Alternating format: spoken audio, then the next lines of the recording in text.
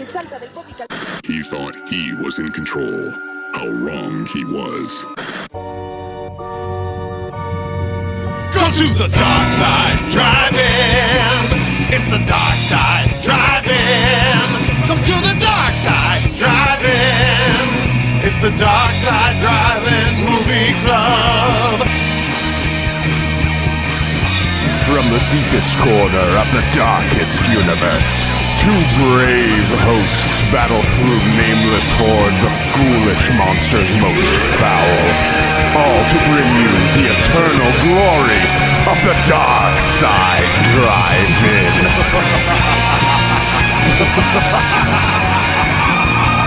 It's the dark side driving.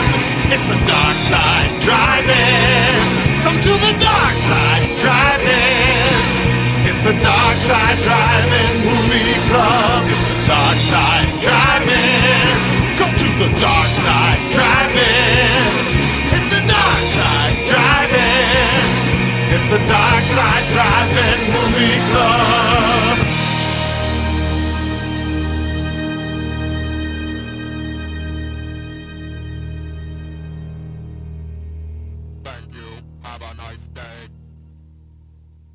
Hey, what's up? It's Shane with Dynamis Media, and I'm joined here with Stefan. Going down that road. And you are tuning into the Dark Side Drive-In, which is our horror-themed podcast where we cover movies from the 80s, sometimes 70s, and sometimes 90s. And today we have what is now going to be controversial for Tubi, because we're going to try to make it controversial for them because they've removed it. We're talking about the 1988 classic, The Blob, which is a remake. Yeah, it is a remake, but that's okay. 1958? The original, the original, The Blob. Yeah, I think it was 58, late 50s. Yeah. The Blob, we finally did it, man. Yeah, we've been waiting this whole time to do The Blob because we wanted to make sure that that it would be on Tubi again because it kept getting removed from Tubi. And then Shane, what happened to The Blob on Tubi? It got removed from Tubi. It got removed unceremoniously. I didn't even see it on the list. It didn't have like the countdown. And I watch it regularly. Like I often pull up The Blob and it was like, let's just have a little Blob as a treat. Just have it playing in the background. Yeah, we were bamboozled by Tubi into believing The Blob would be available. So to our audience, sorry if you went to Tubi to try to watch The Blob. It's not there. It's not streaming anywhere for free right now. Shane and I ended up, it was like on sale, discounted on Prime Video, so I just bought it there for like $6.99 or something. I don't know what you did. Did you rent it or did you buy it as well? I did rent it. I try to keep my money going to Jeff as low as possible, but I did rent it. I'm glad I rented it.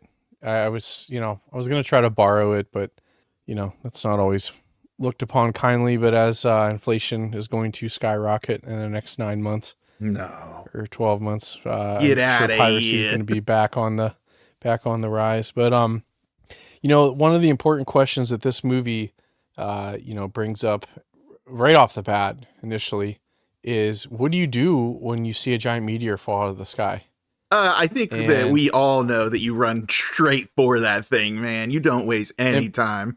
And poke it with a stick, right? That is a long-standing tradition of horror movies. If you see something fall from the sky, you run and you poke at it for sure. Do not leave it alone. Don't be cautious. Don't even wear rubber gloves. What was the one scene segment in Creep Show with Stephen King playing like a farmer who, like, when the meteorite comes and he does the same thing? Then even on this very podcast, we covered the Killer Clowns from Outer Space when the farmer with his dog Pooh Bear see like a meteorite and he goes to investigate it and just finds a circus tent. Do you remember that? Hits it with a stick. Hits it with a stick. It's what you got to do. Yeah. I remember as a wee boy being taught how to survive in the wilderness. And the first lesson I was taught, if you see anything fall from the sky, immediately run towards it and poke it with a stick. So, oh, for sure. Nothing has ever gone bad when you do that. Otherwise, how would we have a plot to any movie ever if we don't go poking stuff? Yeah. I will say that I am glad that unlike Killer Clowns from Outer Space, where the dog was definitely kidnapped by the clowns. I guess we don't know if if Pooh Bear the dog was killed by the killer clowns. I mean, they are killer clowns, Well, and they don't seem to be very merciful. But it's heavily implied that he probably met a sorrowful fate there. But this dog, that hobo's dog in this, straight up booked it. It's like, no chance, man. I'm out. Like, we had a good run, buddy. Like, I'm out of here. fuck this guy. He smells. Yeah. Because I remember when I was like rewatching it, it's like, I watched this movie so many times, but I truly cannot remember if the Blob kills this dog. And I'm like, man, I'm gonna be so bummed because we've gotten flack from some of our PETA. friends, and from PETA, from some of our friends for continuing to show movies or discuss movies that involve dogs dying. And I'm like, hey, this time the dog booked it. And there's also a cat later on that presumably doesn't get blobbed. So there you go. Solid. Well, if you were wondering if any animals were going to die, probably. We don't know. Well, Two a of them rat. for sure didn't.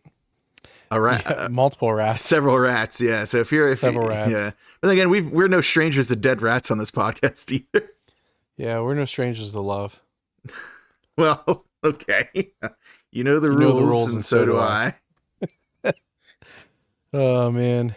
Anyways, yeah. So I always thought about that sewer scene when it eats the rats, because as it eats things, it gets bigger. Mm-hmm.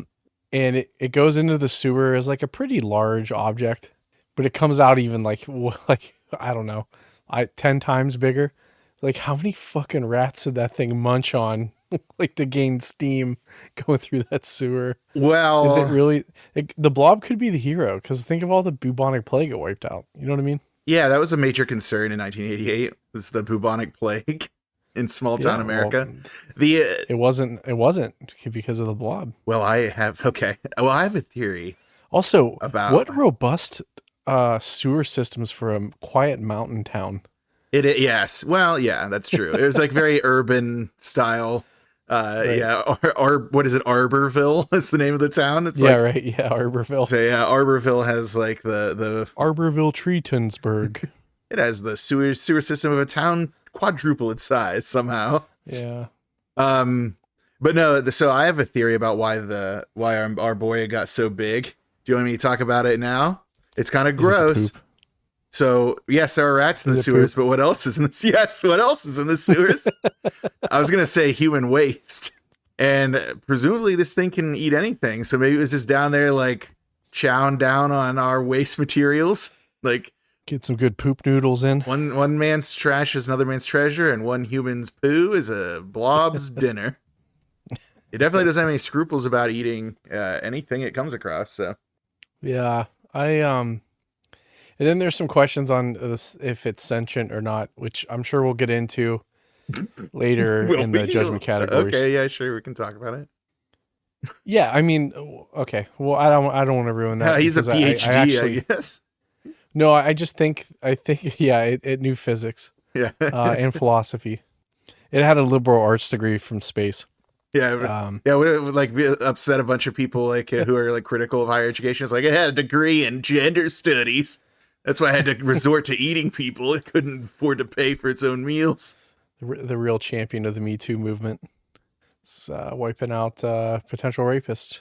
I wonder. He certainly does that, but also potential victims. So I think the scales are a little too balanced on that one. The what was I going to say? I was going to say, what's the thing that people complain about all the time nowadays? Like, what's up with all these gender stuff? It's like, what do you think the Blob's pronouns are? Because I don't think it has a gender. This is going to go, what I'm trying to say, Shane, is that this movie is going to be placed on like a woke movies list, like that woke games list, where anything, like one of them was like, you can choose your pronouns, so this game is woke. It's like, I mean, gender sliders exist in games. This isn't new. It's good. What are you doing, like a song? No, it's just. Oh, it's that's what pronouns. you're saying his pronouns are? Yeah. I was going to say they, them. Well, it's pretty wild of you to assume that, but. Yeah, you know, you're right. Let me look it up. So if anyone loves this movie, I do love this movie. I saw it when I was, I don't know, probably 8, maybe younger, maybe 6. And it ruined my life for probably like 10 years. I had an irrational fear of things coming out of the drain, or like being stuck in a town where there was a thing that could just slowly engulf everything. Okay, so do you have like a story about having seen this movie far too young? Because I certainly do. Yeah, I was like 6 or 7. I swear to God, I was like 6 or 7, and I don't even know why. I think my mom wanted to watch it. So I was born in '89. Yeah, man, I'm gonna bet money I was probably 5 or 6, and I watched this and Night of the Living Dead, and it was a moment in my life. Oh, that and Halloween. So every time I got home from school, I walked around and checked all my closets. I mean, that's Like just, I was gonna do anything. that's just good about survival that, skills, though. yeah, right. Yeah. So I definitely saw this when I was way too young, and it made a huge impact on me. So I can't pinpoint the exact year. It's probably the mid '90s, because we would have had we didn't have cable where I grew up because it's the middle of nowhere. So it was all satellite TV, and I would often hang out with my cousin Ernst. You've met Ernst. So I would go to hang out at his house, and his family had like all of the premium movie channels, and they were watching The Blob, and I was just sitting there watching it. I'm like, hey, this is a pretty wild movie. Like, this is pretty gruesome. And then at one point, it was basically the part in the sewers, and the main character Meg was there with the two boys, and I was like, oh, well, they're kids. They don't kill kids in these movies. And then the kid gets killed. I'm like, oh no. Kids can die. I'm a kid. I could die. And it was a crisis moment. It definitely wasn't prepared for any of that. So some of these movies, I can't remember exactly. No one was safe. I couldn't remember exactly when I saw it, but that one I was like, oh, I remember that. I remember the exact moment. It was actually funny that you mentioned Night of the Living Dead, because it was actually at that cousin's house that I also watched Night of the Living Dead for the first time. It was on at 2 a.m. one time when we were younger.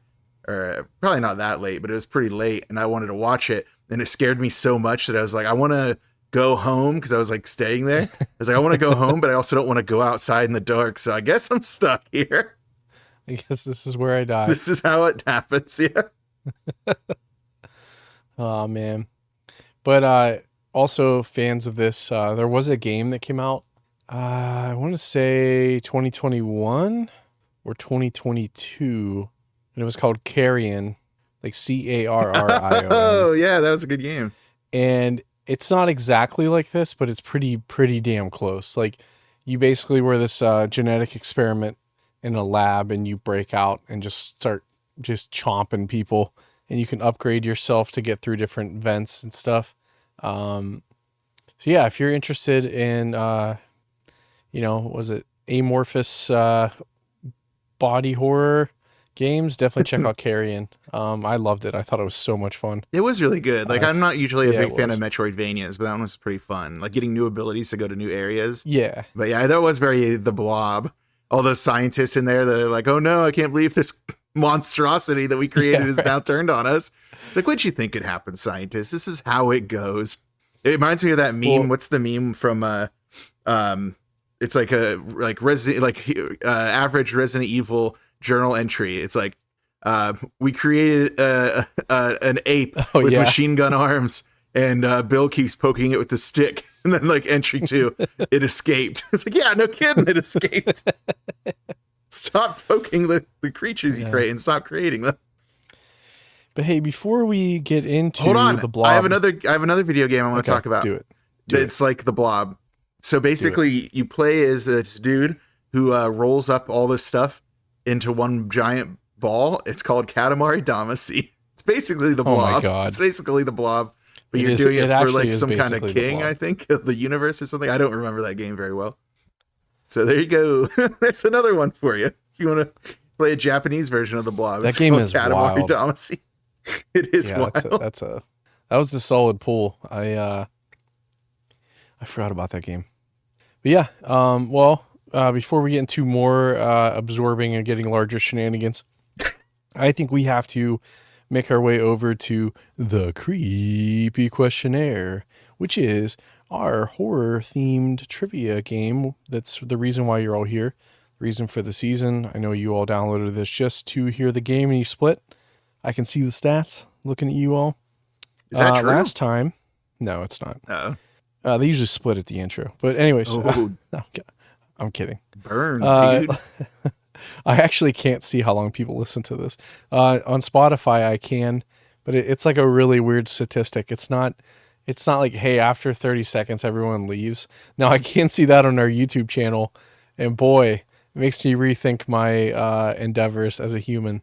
But it's like, it doesn't even get through the first 10 seconds. It's like gone. It's like, holy shit. Yeah. YouTube's a fickle bitch. Anyways, last time on the creepy questionnaire, we had the question, what is wrong with the earth in the Micmac burial ground in Pet Cemetery? And Stefan, you said it's sour. The ground's sour down that rod. And you are correct, obviously. I know. Yeah, and I don't even know if I can't remember if I think I did edit it out. I think you edited out that you told me I was right, but you didn't have to even tell me I was right. I've read the book, right. I've seen the movie. Like this is not I've even seen the remake, bro. Like, you want to know how much I've seen? The things I've seen? I have such sights to show you. Yeah, John Lithgow plays Fred Gwynn's character. Remake. What's his name again? He's one that doesn't have.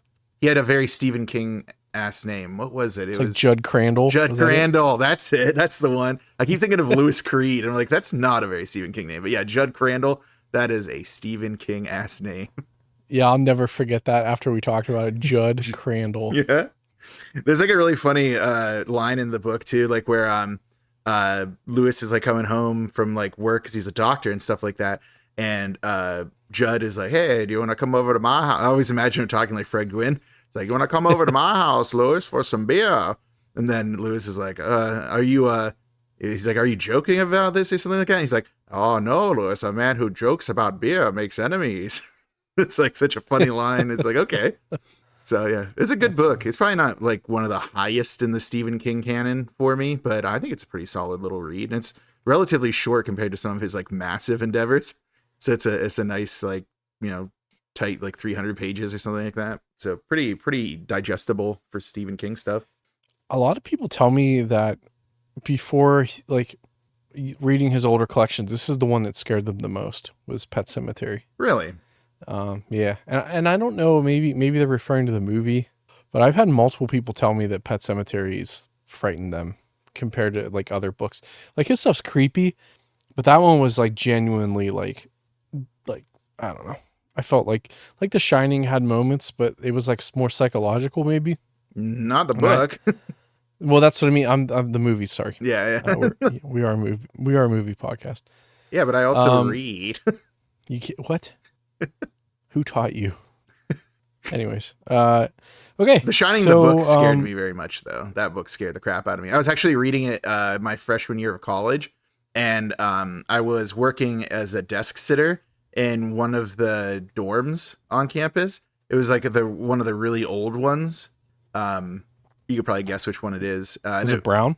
No, it was the one. Ferg? Ferg, yeah. Yeah. So, but like I would volunteer to work nights because it's like I was kind of a night owl and no one else wanted those shifts, and I could pretty much just sit and do homework.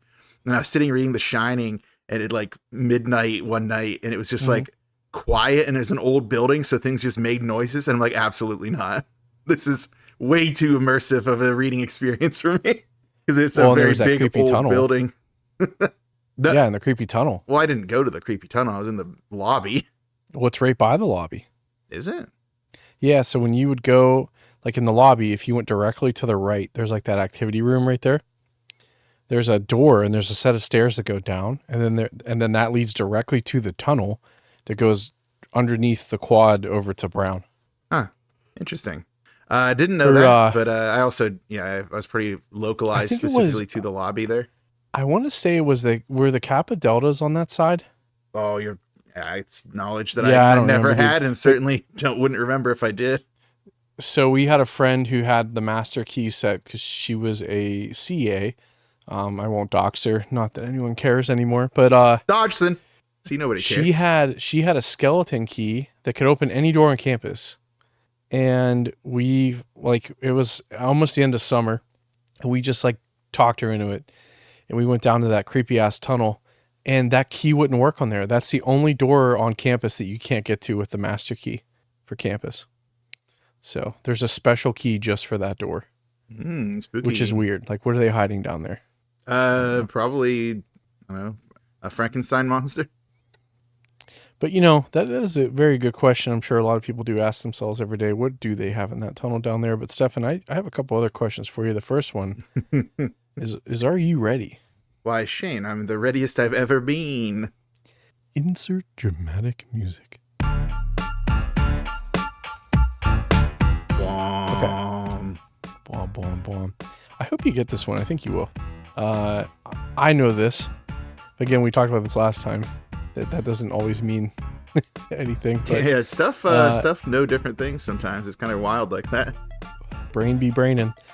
Here's the question. So, what is the name of the spacecraft the crew is aboard in Alien? The Nostromo.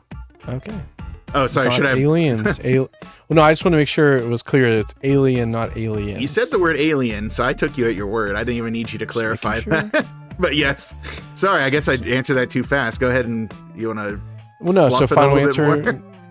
No, final answer. Nostromo. Yeah. Sorry. Okay. I knew the answer. Yeah, I didn't want to wait around. Yeah, we're not gonna play the game. We're not gonna do it. I mean, you got it. Yeah, that was quick. It was too quick. Yeah, that was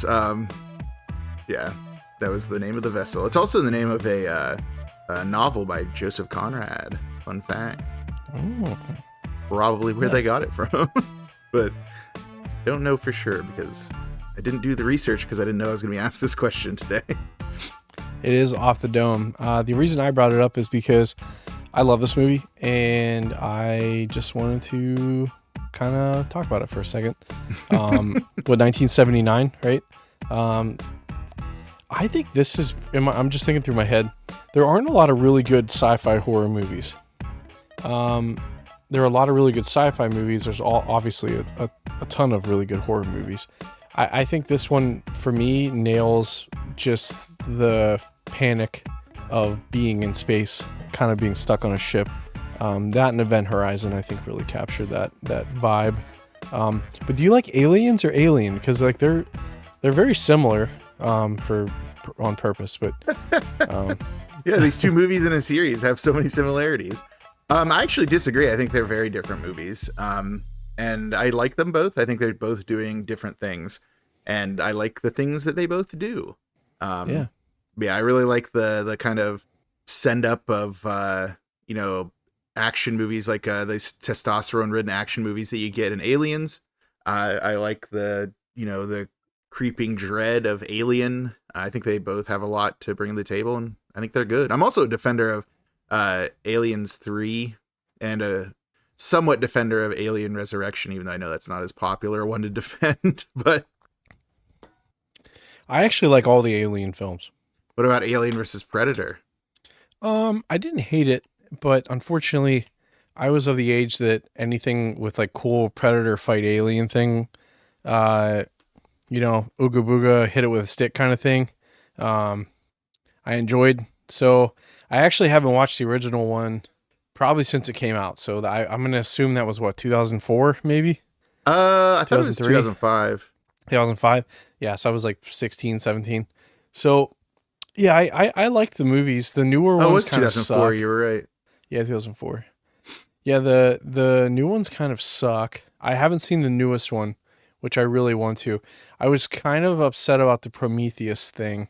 Not that I didn't like Prometheus. I just don't understand like why they wanted to connect that. I mean, I get it, but I feel like they could have done that a little more tactfully, maybe. I don't know, but yeah, definitely love the Alien series. If you haven't seen it, it's a must. I think that's a must see. 70s, 80s, 90s set of movies. Once you get into 2000s, I think it kind of dips a bit in quality. So yeah, I actually have big issues with Prometheus. Primarily that studios have cited it as the reason that they refuse to greenlight Guillermo del Toro's adaptation of At the Mountains of Madness, the Lovecraft adaptation. Then that makes me furious. That would be way better than Prometheus. So that's my issue. So why won't they greenlight it? I think they think it's too similar for some reason, because there are some similarities like about like the genesis of humanity coming from like aliens and stuff like that. Since it's implied that the old ones, but one's in Antarctica. Yeah, Like, that's way cooler. It's on Earth already. It's literally colder. Yeah. I don't know. Yeah. I don't know why they won't do it. I think that it's silly, but studio executives aren't known for making the best decisions. So Hey, shout out goalies. Beep, beep, beep. Shit. Yeah. I think you mean spooky. Oh yeah. See, exactly. My Twisted Souls, way better of a title, way better. my man, you are still messing this up even to this day. Yeah. Was it 967 Evil? Is that what we're? Okay. Yeah, I kept saying 976 Evil. Okay. And that, folks, is called a callback. You should go over to our socials, check out all of our cool episodes. But hey, we do a lot of really cool movies, and we talk about a lot of really cool actors and actresses. If we wanted to know about the Blob, what should we do? Light yourself on fire because it's gone forever from the internet. No. So Stare directly into the sun. stare into the sun, and yeah, there you go. No, don't do that. That's Don't actually look at the sun. Don't ever look at the sun. Actually, Don't look up. yeah. Don't ever look up. Okay, yeah. So I think that's my cue to begin with the cast and crew of The Blob, 1988.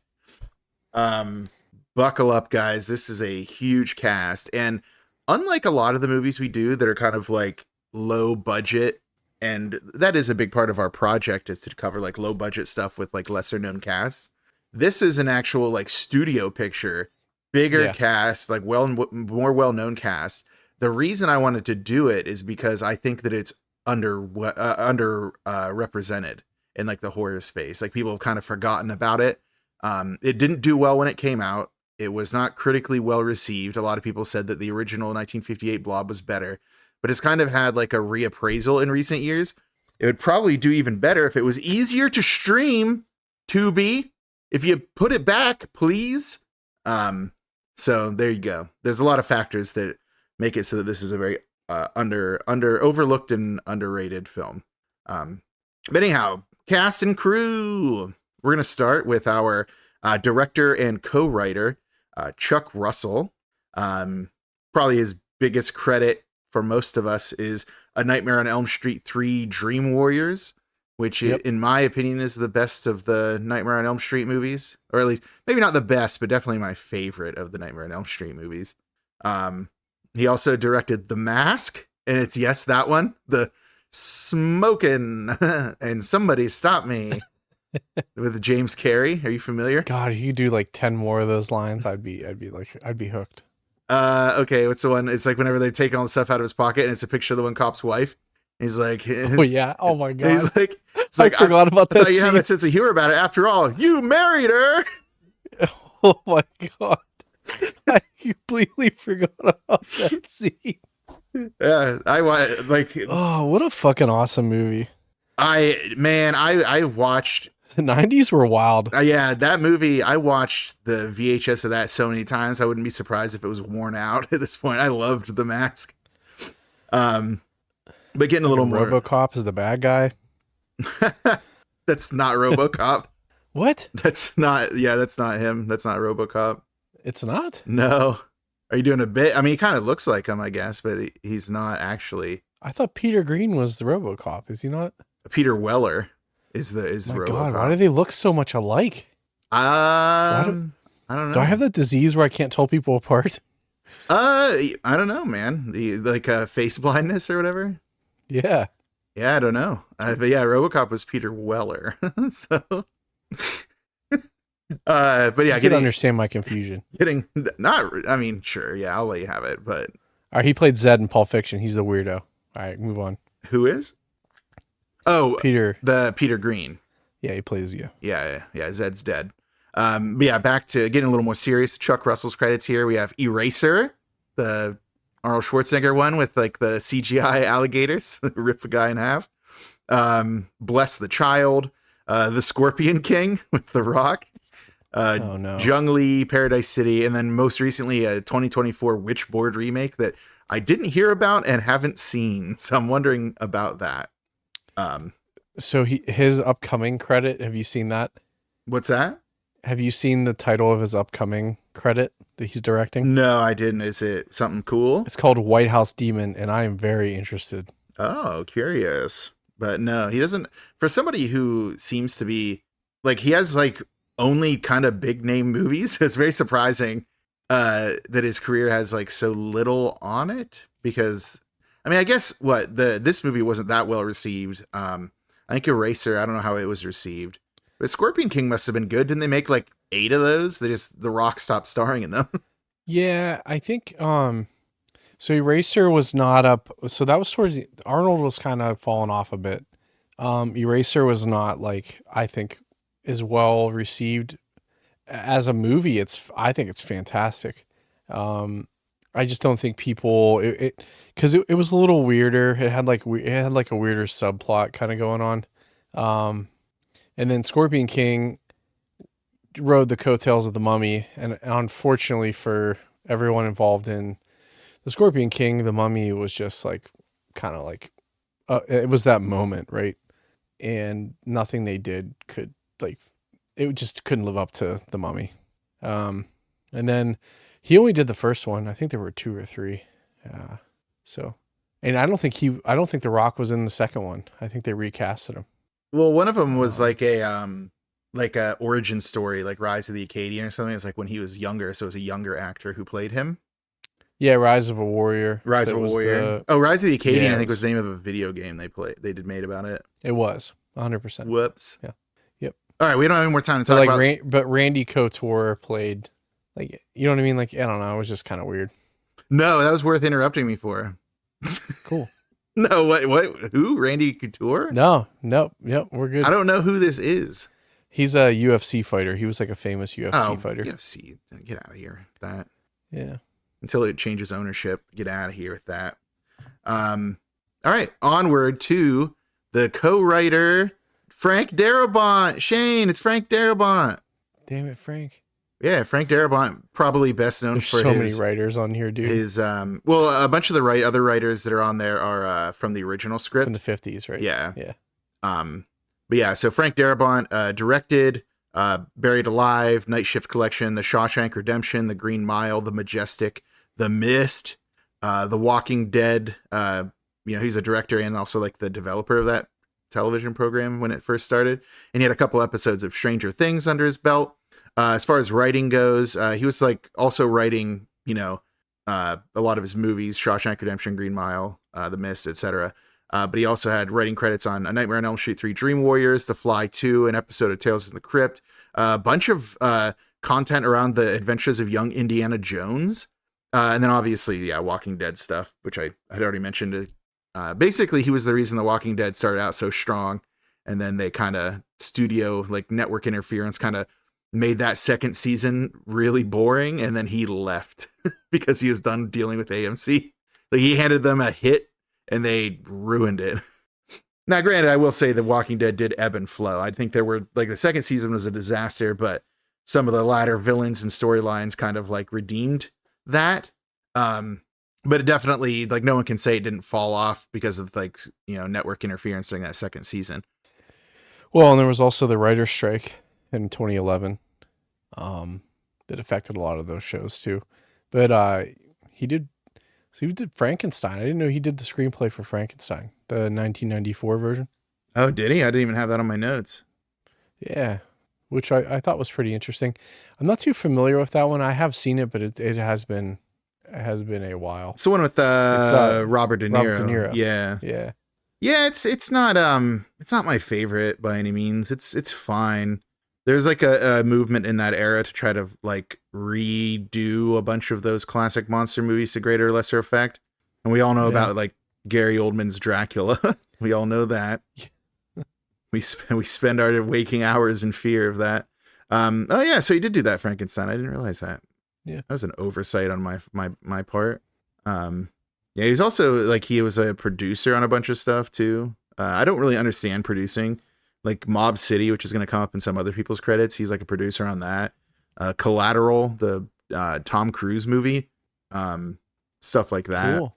So yeah, Frank Darabont, pretty good. Yeah, I think it means they might have. I think there's producers who actually produce and like get on like, hey, we should try this or do this, and they pull funding. And then I think there's producers who just offer funding to a film to help it start, and they just get a credit and part of the profit. Sort of like when you donate to a Kickstarter and they send you like a T-shirt. Yeah, I was thinking more like venture capitalism, where you just invest in a company because you think it's going to take off, and then I don't know anything about venture capitalism, Shane. That won't help me at all. I do Kickstarter stuff though. So I was spending this entire weekend watching Mystery Science Theater 3000 because of the Turkey Day marathon. Nice. So I've been watching like over and over and over again because they brought the Final Sacrifice back. So I've been thinking about Kickstarter because like the last MST3K Kickstarter failed, mostly because it was during like the SAG strike. Sure. So like they couldn't have any actors help them. And that's a big part of helping with that kind of thing to like generate interest. So I'm hoping they try again. But anyways, since you kind of mentioned it, I'll mention the earlier screenplay writers. There was Theodore Simonson, Irvin H. Milgate, and Kay Lineker. Theodore Simonson, not a lot of credits. I actually think that it was mostly like the Blobs and then like some General Electric Theater episode and then 4D Man. So don't run too far away to look at Theodore Simonson. Irvin H. Milgate. Like, can you imagine a more 50s name than that? Irvine H. Milgate. The third. This is it for him. Like the original Blob, and then his legacy credit for this one. Kay Linalaker, though, she actually has a good deal of credits on her resume. I was kind of surprised to see that, but I imagine probably like, would you have thought that like a woman in the 50s had written the Blob? So I imagine she was probably like overlooked or overshadowed by men who were like less qualified than her. I have to imagine, but she had something like 57 acting credits and then 7 writing credits, including like obviously the Blob. So I wonder, was she credited as writing, or did she have to like have a pseudonym or like a pen name? I'm just curious because that does seem kind of strange. It said that the earlier screenplay that she was credited as Kate Phillips. So maybe it was like an attempt to keep her acting career separate from because she was in a lot of like, 40s movies. Like, I don't know, nothing that you would really recognize unless you were like sitting around watching Turner Classic Movies all day. Maybe one of these would show up like, oh man, I can't believe The Invisible Woman, I guess, is actually kind of common. She's in some Charlie Chan ones, stuff like that. I'm trying to think if there's anything that was like really stuck out to me, but like they're kind of like, The Night Before the Divorce, Men of Texas, Orchestra Wives, War Dogs, Pittsburgh, Happy Go Lucky, 2 Weeks to Live, The More the Merrier. So yeah, nothing I recognize. Lady in the Dark, actually, I do recognize that one. So never mind, there are some that I do recognize, but yeah, so it seemed like she did the heavy lifting in the earlier Blob, just based off of looking at those other guys' credits, just being the Blob, and then hers like having a lot of credits. So I feel like she probably did a lot of the hard work in that. All right, there you go. Our writers, including the ancient writers of the Blob. Moving on to music, Michael Honig. He did a bunch of episodes of the Max Headroom show, which I only brought up because weren't you like super into this Max Headroom thing back in college? Or is that mostly Bonk who was mostly into that? No, we both were. So the whole thing was someone hacked a local broadcast station and just aired someone dressed up as Max Headroom or Headrom or whatever, and like took over a news station and they couldn't figure out the way. I think they theorized the way that they did it was they had a mobile van and they were near the station and like jacked into their news feed, and they basically took over news television for like, I don't know, a couple hours or an hour. So I can't remember, but I don't know. It's just kind of like it's like one of those things. It's like just one of those famous hacker stories. Yeah, like hacking in a very analog sense because it was a broadcast television signal. But yeah, other credits for Michael Honig, The Wraith, The Gate, which we did, which is why I wondered if I covered him in The Gate, but I didn't see him in my notes. So if I did, I didn't write it down. Madman, Class of 1999, Visions of Murder, Eyes of Terror, the Baldur's Gate and Baldur's Gate 2 content for the original video games. Dracula 3000 with Coolio. And then Hell yeah. I just put that he also did like for music department stuff. He was like the synth operator on Galaxy of Terror, which I love.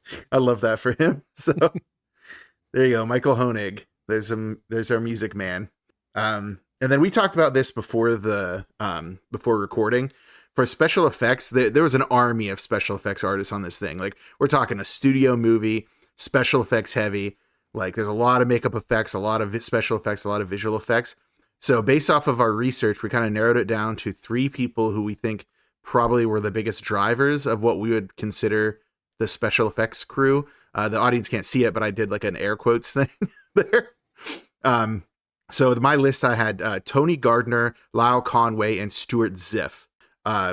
Tony Gardner, based on what I had read online, was supposed to be doing special effects work, but became the supervisor. That's what I had read. So he was like responsible for a lot of this. That's why I included him. He has a lot of work in his past. The Return of the Living Dead, a favorite of ours. Aliens, Harry and the Hendersons, Nightbreed, Darkman, Psycho 4: The Beginning, Sleepwalkers, Army of Darkness, Hocus Pocus, Addams Family Values, Lord of Illusions, The Craft, The Rock, Lifeform, Batman and Robin, Stir of Echoes, Freddy Got Fingered, Bones, the movie, not the show about like the lady who does stuff with bones, but like the movie where Snoop Dogg is in it. Nice. It Waits, Clown, Scout's Guide to the Zombie Apocalypse, Hellfest, Zombieland, Double Tap, Freaky, Old is the one about the beach that makes you old. Studio 666, They/Them, and then Hocus Pocus 2. So still working to this day. He has a lot of other credits too. I just, we can't sit around reading IMDb all day. That's not what this is about. For Lyle Conway, you have The Dark Crystal, The Murders in Rue Morgue, Deep Rising, Where the Wild Things Are, like The Great Muppet Caper. Like, he had a bunch of Muppet credits, which I love to see. So it seems like he might have a focus on puppets based off of his Dark Crystal and then the Muppet associated stuff. Stuart Ziff, he had some interesting work. Have you ever heard of a little thing called Star Wars A New Hope? How about The Empire Strikes Back and Return of the Jedi?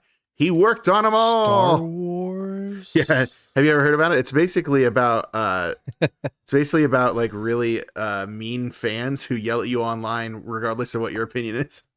Yeah. But yeah, some of his other credits, Total Recall, The China Syndrome, Dragon Slayer, Amityville 3D, Ghostbusters, 2010, The Year We Made Contact, Jurassic Park, Air Force One, Starship Troopers. So some pretty cool stuff for Ziff. He's a real one. Is there anything else? Do you know anything about China Syndrome? Isn't that the one that's like it's about nuclear war, right? No, it's not. The China Syndrome, kind of. The China Syndrome is this is because after this movie, people like accredited this to like real life nuclear disasters. So the theory was that if a reactor core went unstable, it would melt its way through the center of the earth to China. That's why they call it the China Syndrome, which obviously doesn't. That's not how the earth works. Yeah, that sounds dumb. I don't believe you. There's no way that people believe that.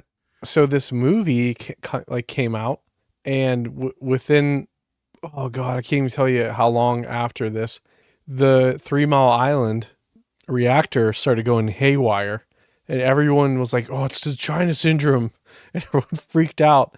And then they ended up having to shut the reactor down. But yeah, so this is like a. Oh like my God, that is what it is. That's so dumb. Yeah, you thought I was kidding? No, like why would you think that? That's not how gravity works. What do they think?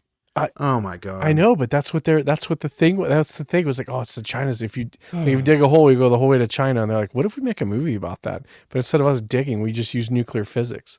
It's crazy, dude. Yeah, so it like melts down to the core and then just like keeps going, even though gravity stops at the densest center of mass. Like, yeah, cool, that makes sense.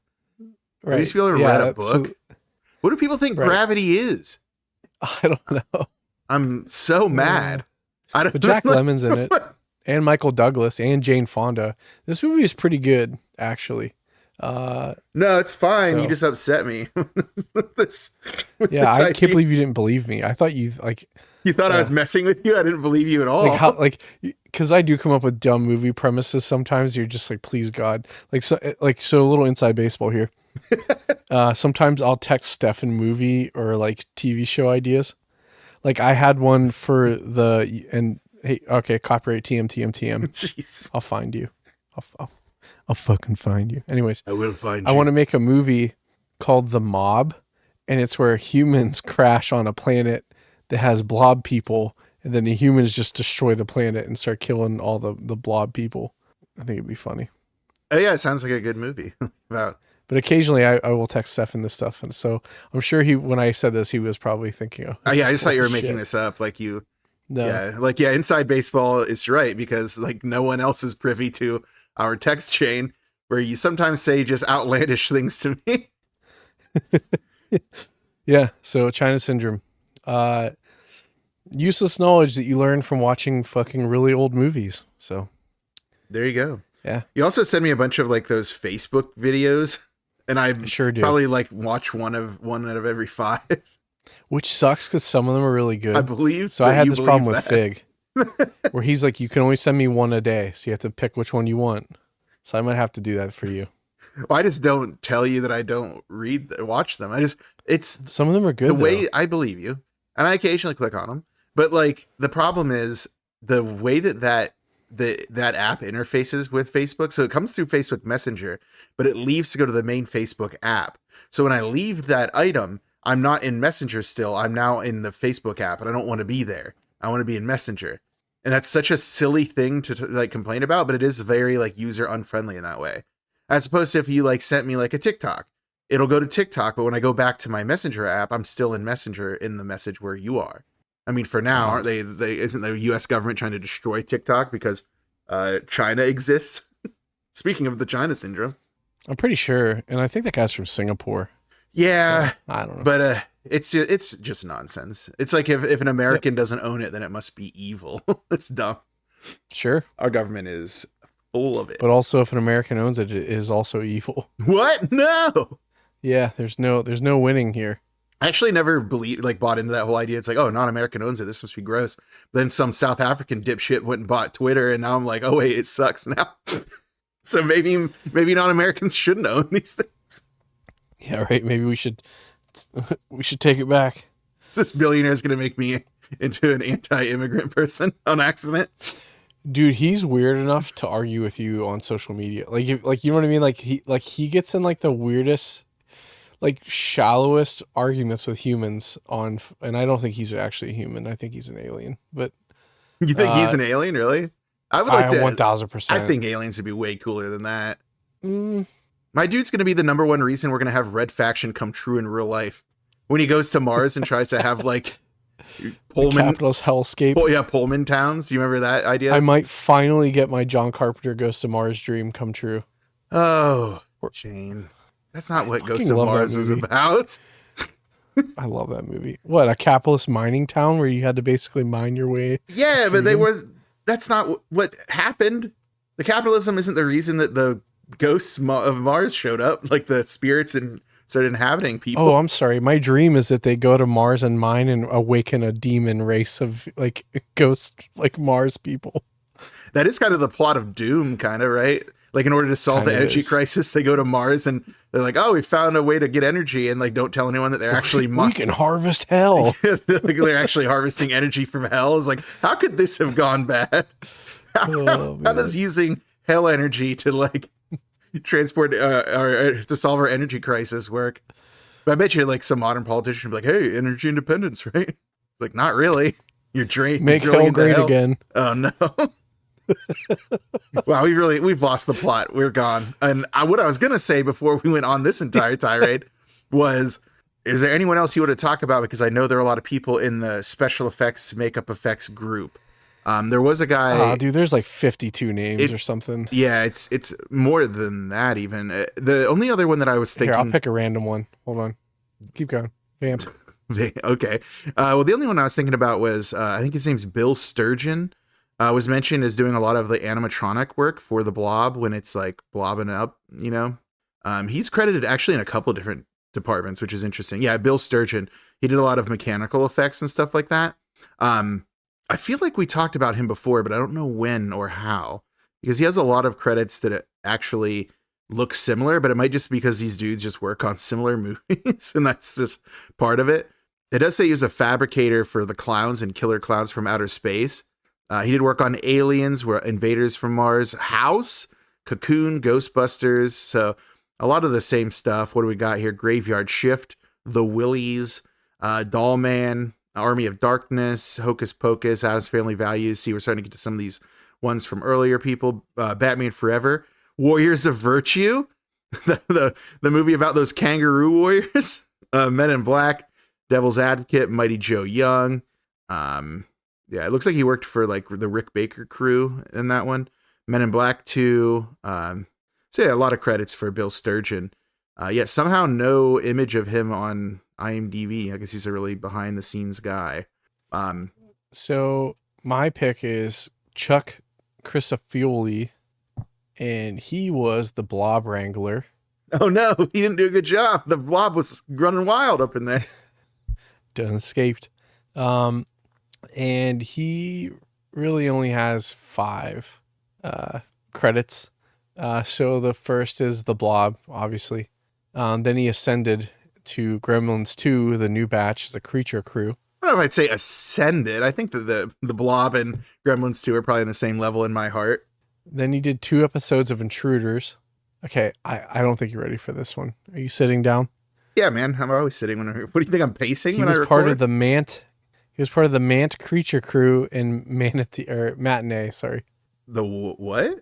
Mant creature crew in Matinee. Do I know Matinee? No, I just was. Oh, I thought you were trying to say something I should know. I mean, John Goodman's in it. I'm surprised you haven't. You probably actually have seen this. Oh, it does look familiar. Yeah, it's like a weird like fourth dimension horror film kind of thing. Anyways, and then he was in he was a puppeteer in Batman Returns. So yeah, Probably for like the penguin puppets. that's what I'm thinking. It's gotta be. Yeah.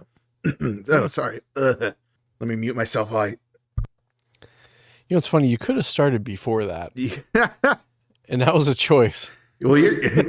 Hold on. You just have to edit that out. You can't have that in our pristine audio. I could edit it in. No, you don't have to edit it in. I did it. But that's all I had for the cast and crew. Obviously, a lot more people on a big studio adventure like this. Well, the crew, right? Or yeah, the crew rather. Yeah, the cast is. Oh yeah, don't even get me started. We're gonna be here all night just doing the cast and crew because this. I know that's what's crazy about this, and like we talked beforehand, and I know you even cut some of the stuff out because there's so many people in this. So many. All right, let's get crack-a-lacking on the cast part of the cast and crew. So, our main heroine is Meg Penny, as played by Shawnee Smith. She was a dancer in the original production of Annie, the original movie version. She had Summer School, Who's Harry Crumb. She was in The Stand miniseries, which I love. Leaving Las Vegas. Oh, The Stand, the original, the Mick Garris miniseries, not the newer one. She's in Leaving Las Vegas, Dead Man Can't Dance. She's in the Shining miniseries in a small role. Armageddon, Carnival of Souls, the remake, not the original, obviously. The Party Crashers, Breakfast of Champions, Grand Theft Auto Vice City, Saw. She was in cast regular in Becker, the show where Ted Danson plays a doctor named Becker. Are you familiar with Ted Danson? Saw 2, 30 Days of Night, Dust to Dust. Yeah, you are familiar with Ted Danson. The Grudge 3, Saw 6, that looks like. Lollipop Chainsaw, she was the voice actor in that. And then Anger Management, the television program. Saw X and Bloodline Killer. So those are some of her things. Breakfast of Champions, I thought was an interesting one because I didn't even know they made a movie version of that book, the Kurt Vonnegut novel, Breakfast of Champions. Yeah, I didn't know that either. Yeah. I'm going to be honest, I didn't really like that book. I think it's a little overrated. People look too fondly on it. It feels a little bit juvenile to me. Yeah, but it also, like, I've just never been a very big fan of Vonnegut to begin with. Like, my preferred, 20th century, anti-war, like, kind of, how would you describe them? Like, black comedy, but also, like, with a humanist bent, I would say. I prefer Joseph Heller, who wrote, like... Oh, you're a big Catch-22 guy. I am a big Catch-22 guy. And I actually like his other work, too, but... Have you ever read Catch-22? I have, twice. Oh, nice, yeah. I actually like it a lot. Hey, I didn't even know that. It's a good book. Yeah. We should talk about it more often. I'd be Captain Yossarian if I had to be. Yeah, I didn't enjoy the show that they did of it. It didn't really capture. I've never seen it. Yeah, I didn't capture the magic. Nor do I have interest in it. No, it was a major disappointment for me. Can you imagine being that guy in that full body cast for like, I can't remember how long in the book, how long he was in that cast for, but like was it because of the racial stuff? Like they wanted him to get good treatment, so they put him in the cast so people wouldn't figure out that he was African American. Yeah, something like that. Yeah, right. Was that the gag? That was the bit, right? I think so. Yeah, it's been a while since I've read it, so I need to probably refresh myself. But I did write like 2 papers on it in grad school, so I do have that going for me. Shit, I read that when I was like 15. All right, well, there you go. That's a tangent we just went on. It's better than the other tangent that I was thinking about going on, which was about Ted Danson. Like, nah, Ted Danson's had his moment. I'll do it. So Ted Danson just had a new show come out on Netflix, and it's fucking awesome. Oh, I liked his most recent show, or his other recent show, which is The Mayor, where he plays the mayor of Los Angeles. Have you seen The Good Place with him in it? I have. It's pretty good. It's very good. So, like, imagine the mayor plus the guy from The Good Place, and then roll that into he's like an inside detective. Like they hire him to go undercover inside of a nursing home. It's fucking awesome. Interesting. I'll have to check it out. Yeah, I just finished it yesterday. Yep, it's great. I must be a pretty big Ted Danson fan because like my one of my algorithms, I don't know if it's TikTok or Instagram, has started giving me Cheers clips. I'm like, I'm not complaining about this, but I just don't know where it's coming from. All right, but there you go. We're done with Meg Penny, or with Shawnee Smith rather. Moving on to Brian Flagg. With 2 G's, so there's your Stephen King influence coming in on Frank Darabont over here. It's played by Kevin Dillon, brother of Matt Dillon, you may have heard of from classic movies like You, Me, and Dupree. So for Kevin Dillon, we got like the Delta Force, Platoon, The Doors, an episode of Tales from the Crypt, The Pathfinder, which I think is like a James Fenimore Cooper adaptation. More like James Fenimore Pooper. I don't care for his work. Out for Blood, Poseidon, which is like the remake of the Poseidon Adventure, but they decided to make the title as inscrutable as possible. The video game Scarface, The World Is Yours, Hotel for Dogs, Entourage, an episode of Creep Show. I thought it was interesting that he was in an episode of Tales from the Crypt and an episode of Creep Show. Like both of them are like, anthology horror, like television programs. He was in On the Line, Mobland, and then most recently was in that Reagan biopic that came out that most people don't like. So there you go. Kevin Dillon of the Hollywood Dillon legacy, the dynasty that you hear about so much. So he is also the actor that I couldn't remember his name. So there were 2. So I also think he looks like the guy from 976 Evil. When they were younger, they both had that same kind of look. Yeah. God, I can't remember the cousin's name. Like the bad boy, like the main nerd character. One or the No. Oh, the hot one. Yeah. Sure. Yeah, Spike, Patrick O'Brien. Spike. Yeah. So I think young Kevin Dillon and Patrick O'Brien are very similar looking. And that's who I actually thought was in 976 Evil when I saw some of the pictures like passing quickly. So yeah, cool. All right. Super famous. Yeah, moving on to Paul Taylor, as played by Donovan Leitch Jr., the character that we initially believe might be one of our main characters, but we are disabused of that notion rather rapidly, Shane, wouldn't you say? Love that. He's got some awesome titles. Let's start out with Breakin' 2 Electric Boogaloo, The In Crowd, Cutting Class, Glory, Dark Horse, Jack the Bear, Bed Bath & Beyond, but not that one, City Scrapes, I Shot Andy Warhol, The 60s, like that miniseries that came out, Birds of Prey, but not the movie, the TV show, The Dark Knight, Habit, and Punk Rock Vegan Movie. So he's got a handful of stuff. Nice. Yeah, he's in Glory, so that's a pretty big movie. Next up is probably one of the most, other than I guess probably Shawnee Smith is probably the most famous person in this movie, but I'd say probably second most famous is Sheriff Herb, as played by Jeffrey DeMunn. Most famous, I'll just skip right to it, is for The Walking Dead, where he played Dale. for the first 2 seasons of The Walking Dead.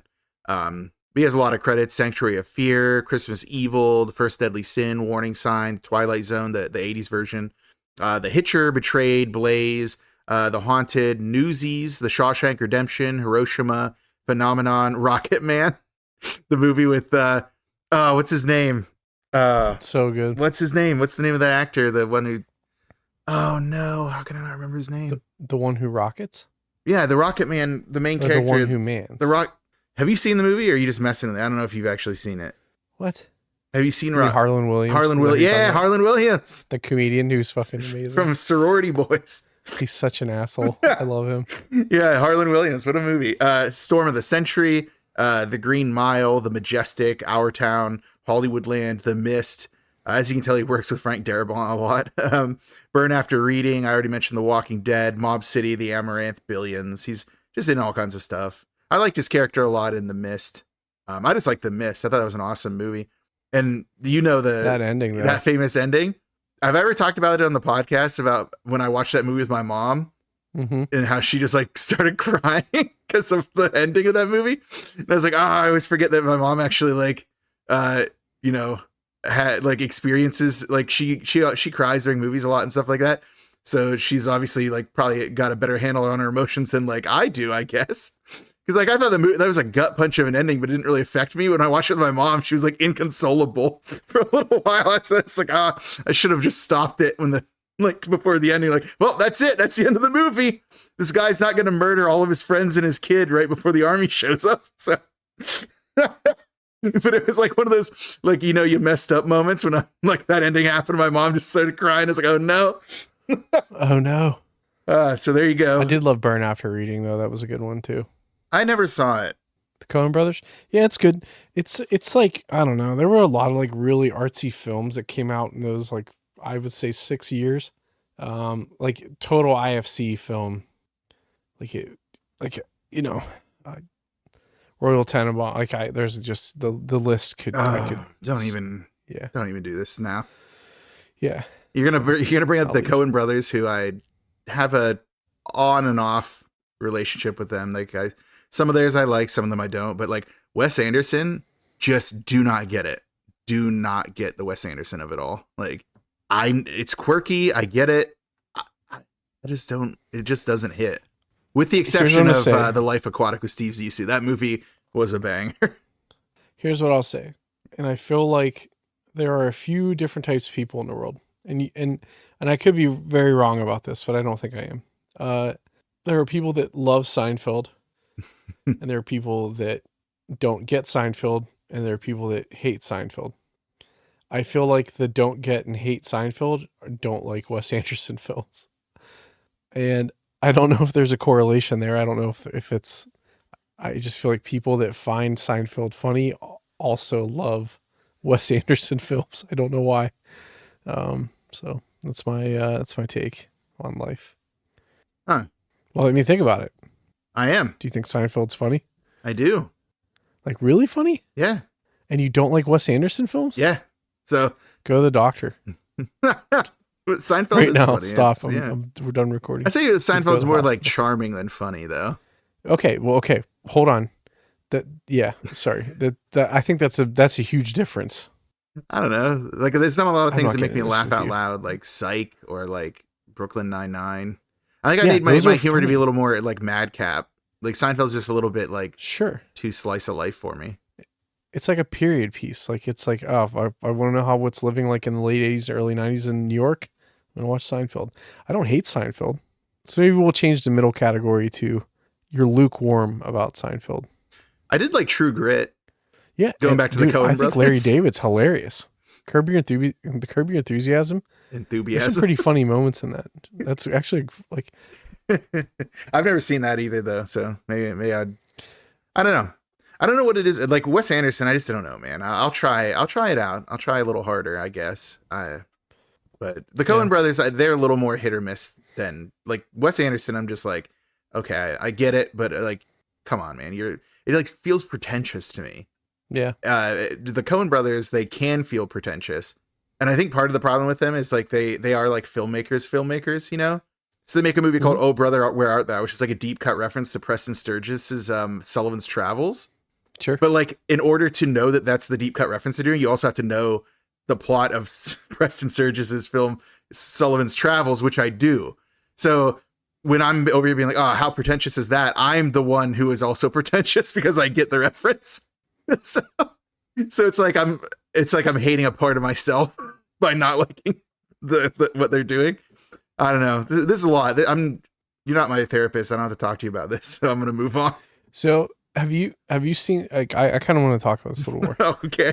Let's just derail our podcast. Like, this isn't what we're doing here. But well, here's the thing, like, folks, and this is, and I've really always thought about this. Like, you and I could probably talk about film history and films and stuff we like probably longer than us talking about the horror movie. I've always was curious if one thing I've always wanted to do, one of my favorite games is the 6 Degrees of Separation, where you try to connect actors together through 6 steps, right? They always joke it's 6 degrees of Kevin Bacon, but I think you and I could probably go through these movies and talk about these things for at least 3 or 4 hours. I just have a couple questions. Have you seen Raising Arizona? yes. Do you like it? Yeah, it's pretty good. Okay. Do you like Fargo? No, Okay. Do you like Big Lebowski? I do. You know this. Okay. I also do Okay, actually no- like Oh Brother, Where Art Thou, even though I think it's a very pretentious reference. I still like the movie, but it's like, come on, man. Like, do you have to do that reference? Sure. Do you like No Country for Old Men? Yeah, more or less. There's some choices they make in it that I don't really agree with. But like that, Anton Chigurh character, like, it's hard to, like, you can't look away when he's on screen. That's like incredible writing, incredible performance. So that alone kind of salvages that movie for me. Do you like True Grit, their adaptation? Yeah, I often quote it. Okay. How many times have you heard me say you are not LaBeef to somebody? A lot. Do you like Ballad of Buster Scruggs? Nah. Well, I like. It's like interesting because it's an anthology. So a couple of anthologies I do like, but I don't know. The tonal discrepancies between certain items in that kind of make it harder for me. But I think overall, I'd say I probably have a more favorable opinion of it than unfavorable. It just kind of was a little jarring in some ways. Okay. Do you like Crime Wave? I'm not familiar with that. Okay. Do you like Barton Fink? I don't know that one. Okay. I'm gonna be real with you. Mm-hmm. I bet you probably like more of these movies than you think. And I think you probably got sucked into the bullshit, like, media, like everyone's a fan. They just talk it up too much because some of their older stuff, I like their older stuff better. I can't say it because, like, I don't know what's old because they've been doing shit for a really long time. But like, I love No Country for Old Men. I don't know. We'll get off the Coen brothers. I just was curious to see kind of where you stood on some of the stuff because, anyways. I'm super interested in, like, what is it? Joel Coen alone directed, like, The Tragedy of Macbeth. Yeah. That movie looks so intriguing to me. I've never gotten around to watching it. Like, Denzel Washington as Macbeth. Like, what an interesting, like, casting, because people tend to be a little bit, like, narrow-minded in their casting, and it feels like this is a very, like, interesting take on the story. So I really want to see that one. Well, so that one is just Joel. Yeah, that's what I said. Yeah, so that's the other thing with this group, these dudes. Like, it's hard to separate them, but I think I think their newer stuff, aren't they? They're kind of doing different shit, right? A little bit. They still come together for some of the recent stuff. Like Ballad of Buster Scruggs was both of them. You'd probably like Hail Caesar, to be honest with you, actually. Yeah, maybe. Okay, we need to jettison ourselves from this. I'm sorry. I just don't have anything to add. I can't speak to whether I'd enjoy a movie I've never seen. Yeah. Oh, so my point was, if you want us to talk about other movies and weird shit about movies for hours, let us know. We literally could probably do this daily, unfortunately, for our psyche. Well, one of my other film loves is film noir. Like, give me that 30s and 40s, that good stuff. Because I think I've talked about in the podcast before about how when I worked in closed captioning, They used to give me a lot of like Turner Classic Movies films because I was one of the only people who worked there who could understand what people in the 30s were saying because they talk so fast and they talk in such an interesting way. It's like no one can understand them, and I'm like, no, I can hear it. I understand. So they'd always give me Turner Classic Movie stuff, and I'm not complaining. That was so fun for me to do. But yeah, let's get back to this podcast already in progress. What do you think? Love it. All right. Well, we just finished up. For those who might not remember, we just finished up with Sheriff Herb. We're moving on to the owner of the diner, Fran Hewitt, as played by Candy Clark. She was in American Graffiti. Speaking of noir, The Big Sleep, although it wasn't the early version, it was like the 70s version. Star Crash, When You Coming Back, Red Rider, more American Graffiti, Cue the Winged Serpent. Hell yeah. So, last week I was watching Cue the Winged Serpent on Tubi, and I was so mad. It was like such poor quality from what I remember. And it had times where like it would say like a tracking message would come up. I'm like, why am I seeing a tracking message on Cue the Winged Serpent on streaming? What is happening? It turns out Tubi has two versions of Cue the Winged Serpent. One, it looks like a smash version of like the VHS cover because it's a direct VHS rip. So it's literally from a VCR. Someone stole it. Yeah. And then the other version is the real version. And there's nothing to indicate that there's a difference other than that the cover of the one is like the VHS cover. Like, you know how like the box just unfolded on itself. So you can see like on the left, you can see like the spine of the VHS cover. And I was like, why did they do this? Who's looking to watch the grainier version someone just took from their VCR? I was so mad. So I obviously had to rewatch Cue the Winged Serpent in the right way. But other stuff for her: Blue Thunder, Amityville 3D, Cat's Eye, Buffy the Vampire Slayer, like the movie version, not the show. Zodiac, The Boneyard Collection, and she was in Twin Peaks. So there you go, Candy Clark, Fran. Moving on to, I guess, our antagonist that isn't a monster that absorbs people, Dr. Meadows, who, by the way, I didn't realize that I'd been spelling his name wrong in my notes the entire time until I was going through the cast. So he spells Meadows Meddows, and I'm spelling it Meadows like Meadows, Meadows. It's played by Joe Seneca. He has in The Taking of Pelham 123, The Fish That Saved Pittsburgh, Kramer versus Kramer, The Evil That Men Do, Silverado, School Days, an episode of Friday the 13th series, and A Time to Kill was his most recent credit. So there you go, Joe Seneca, Dr. Meadows himself. Next up is Reverend Meeker, who I never knew his name in the movie. They don't say it ever. They just call him the Reverend. It's played by Del Close. He was in Beware the Blob from like 74, I want to say. So he played a character in that, which was a sequel to the original Blob. And now he is in the remake. He's also in American Graffiti, Ferris Bueller's Day Off, The Untouchables, Fat Man and Little Boy, A League of Their Own, some other stuff. But that's just all I had for him. Moving on to Bill Briggs, the sheriff's deputy to our buddy Sheriff Herb. It's played by Paul McCrane. He had like Rocky 2 fame, RoboCop, The Shawshank Redemption, From the Earth to the Moon, Atlas Shrugged 2, The Strike, Under the Dome. Most recently, he was in Barry, the show about a hitman who tries to become an actor. Next up is, basically, it's just Meg's mom, but I call her Mrs. Penny because like we know their last name. It's played by Sharon Spellman. The Girl in the Empty Grave, Deadly Game, Terror Among Us, The Karate Kid, Stepford Children. She has a bunch of TV credits too. A lot of these people have a ton of TV credits, but I don't have time to go through it all. We have too many people to cover. Sure. Next up is Pharmacist Penny, or Dad Penny. Megan, her brother Kevin, who I always forget, Megan Kevin's dad, played by Art LaFleur. Jekyll and Hyde Together Again, The Invisible Woman, War Games, Trancers, Cobra, Death Warrant, Trancers 2, an episode of Tales from the Crypt, The Sandlot, Maverick, The Santa Claus 2, Cinderella Story, Speed Racer, Warwolves, Dahmer vs. Gacy, The Rig. Also tons of credits, so don't have time to go through them all. Speaking of tons of credits, next up is Moss Woodsley, as played by Bo Billingsley.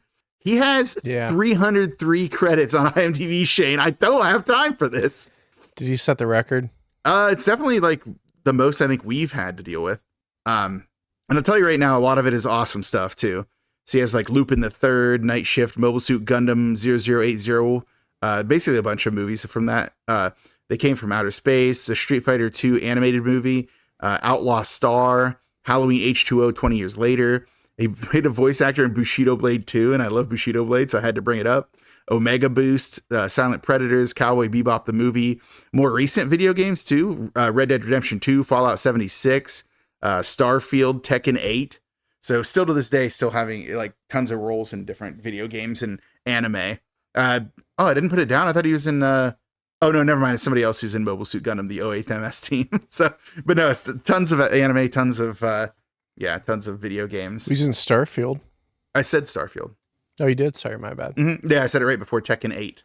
But he is. You're correct. So, yeah, tons of credits. I don't have we don't have the time. Who's he played Percival in Starfield? Mm-hmm. Yeah, whenever I saw his number of credits, I was like, oh no, there's no way I'm going to be able to go through all of these credits. So, but apparently a distinctive voice though, because his voice acting credits are like wild. Yeah, he's got a lot. He also voices the moon in Adventure Time. It's only one episode, but it's kind of funny. That's like he gets that. I don't know. I mean, it's just so many things. Like he's in Godzilla Singular Point, the anime version is like on Netflix. He's in Horizon Horizon Forbidden West. Sorry. I'm gonna like out myself here. He plays, for any of you that are fucking just weebs like me, and love the Dynasty Warriors series, he's the voice of Sao Ren and Dian Wei. So 99.98% of you that don't understand what I'm talking about are like, what the fuck? But those like 3 people in the world are probably really excited about that. So just thought I would tell you. Oh, he's in Star Trek Into Darkness too. I was just looking at all the other anime. He was in like Hunter x Hunter, Naruto, like oh yeah, tons of Naruto content. Like what's this? Digimon ReZero. I like ReZero a lot. Yeah, he's in tons of stuff. Like other video games that I didn't even cover. Like you talked about the Dynasty Warriors series. Cowboy Bebop. Yeah, I mentioned Cowboy Bebop the movie. But yeah, Bleach. He was in the show. He was Jet Black. Yeah, you're correct. He was. Yeah. Yeah, it's and also not even just Dynasty Warriors. He's in Warriors Orochi as well. So. Yep.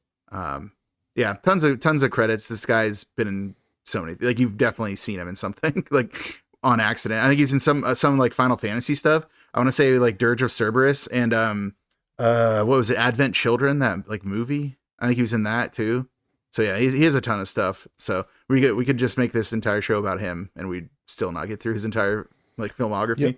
So we're just gonna move on. We don't have time. Moving on to Scott Jeske, is played by Ricky Paul Golden. He's in Piranha 2: The Spawning, Mirror Mirror, and then Jessica Jones. He had other credits, but it's like I don't have time for this. We just don't have time. Jennings, the only guy on the government side that seems to have a conscience, is played by Robert Axelrod. Now, he's the one that was in Mobile Suit Gundam, the 08th MS team. He was also in Robotech. He had a bunch of anime stuff.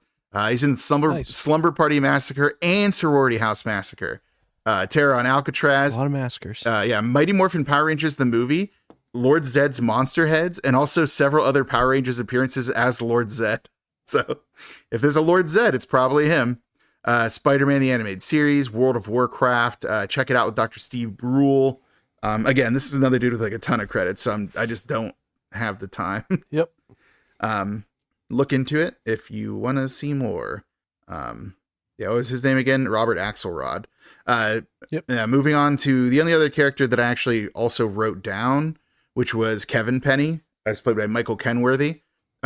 Just because he was in Return of the Living Dead Part 2, and I remember him very, very much from that. So I wanted to make sure I included him. Some other people that I'll just say the actor, but I'm not going to go into their credits. There's Hob, the projectionist, is played by Frank Cullison. There is the Colonel, or Colonel Hargis, is played by Jack Rader.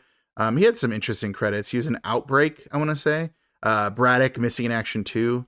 So, a couple of interesting credits for him. Things that you may have seen. Then we had the hobo who sets most of this in motion, is played by Billy Beck. Near Dark was one that he had. Mystery Men, Dollhouse, which was like a Joss Whedon thing. So before Joss Whedon was canceled. Still Waiting, the sequel to Waiting, because everyone wanted that. So yes, The Tick. Let me see. Is anyone else? Oh, Eddie. I guess I should mention Eddie since he gets eaten. It's played by Douglas Emerson. River Pirates, Beverly Hills 90210. Like not a lot of credits. Wonder Years, Mr. Belvedere. A lot of television credits, as you can tell. Let me see. The Mean Nurse. I'm not really going to talk about. Oh, I guess I should say Vicky. She's important. So Erica Eleniak. She's in a lot of like 90s era thrillers. She started her career, I think, with like E.T. and she's in like Under Siege, Beverly Hillbillies, the movie. What else do we have for her? I think it's about all I'm going to say. Like she doesn't even have like more than 3 lines in this movie, so I don't have to go more than 3 credits. Oh, Dracula 3000. That was the other one I wanted to bring up because she's not the only alum of this movie to move on to Dracula 3000, which is lovely to see. I guess George Ruiz, the handyman at the diner who gets a pretty gruesome fate. He was in Sully, Knots Landing, Stargate Atlantis, a few other things that, Queen of the South, I think, is a pretty popular show. He's in that. He has a lot of credits, just nothing that really stood out to me. Scary Movie 5, I guess, if you are a real lover of Scary Movie 5. So there you go. George Ruiz is played by Clayton Landy, I think is the actor who plays George. So, the brother, Anthony, Jameson Newlander. So we should mention, he's plot important. Lost Boys and Lost Boys The Thirst. He plays Alan Frog in both of those. Bone Tomahawk, which is a pretty good movie. There you go. So a handful of good credits for them. Is there anyone else in the cast that I should mention? There's just tons of other people, but no, I think that's pretty much who's like integral to the main part of the story. They even have someone credited as the Chainsaw Killer in the movie within a movie in this movie. So yeah, huge cast, huge movie. Like I said, an actual studio endeavor. So there's a lot of folks to go through. But do you have anything else for the cast and crew, Shane? No, I think we got everybody. Everybody wants to be a cat. All right. Well, I just saw how long we've been recording. We gotta get through this. All right. Well, then I guess it's time for the Blob. Plot description. Blobbing it up.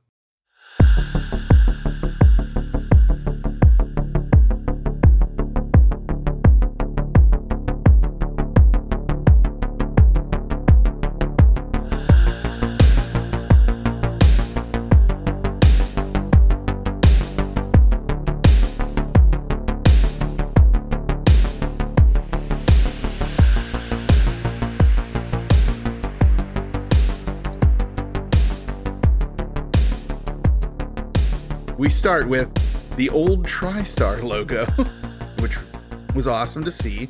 Got that horse, or I guess Pegasus to be precise, running. So yeah, that's how we know we're in a big studio picture here. The lettering for the opening credits is really cool. It's like black letters with like glowing purple and blue like around them. This is definitely a movie with like a sense of style, and I like that about it. And the title even takes a second to like amorph around a little bit before it blobs up, I love that. The credits are over a view of space, which then pans down to show us Earth. We get some clouds, and we see a nice idyllic town that we will come to know as Arborville. The scene will switch to like Main Street, and then to the theater, then to the pre-ski season sale at a local store, and then a sign there says "Think Snow." So this is like a town that is a ski town. That's how they thrive. And then it cuts to a couple locations in town that we'll get to know, like a church, a fountain. I think it cuts to the town hall, the city hall. But the town's oddly empty. Why is this town empty? We now know why, because everyone is at the sports game.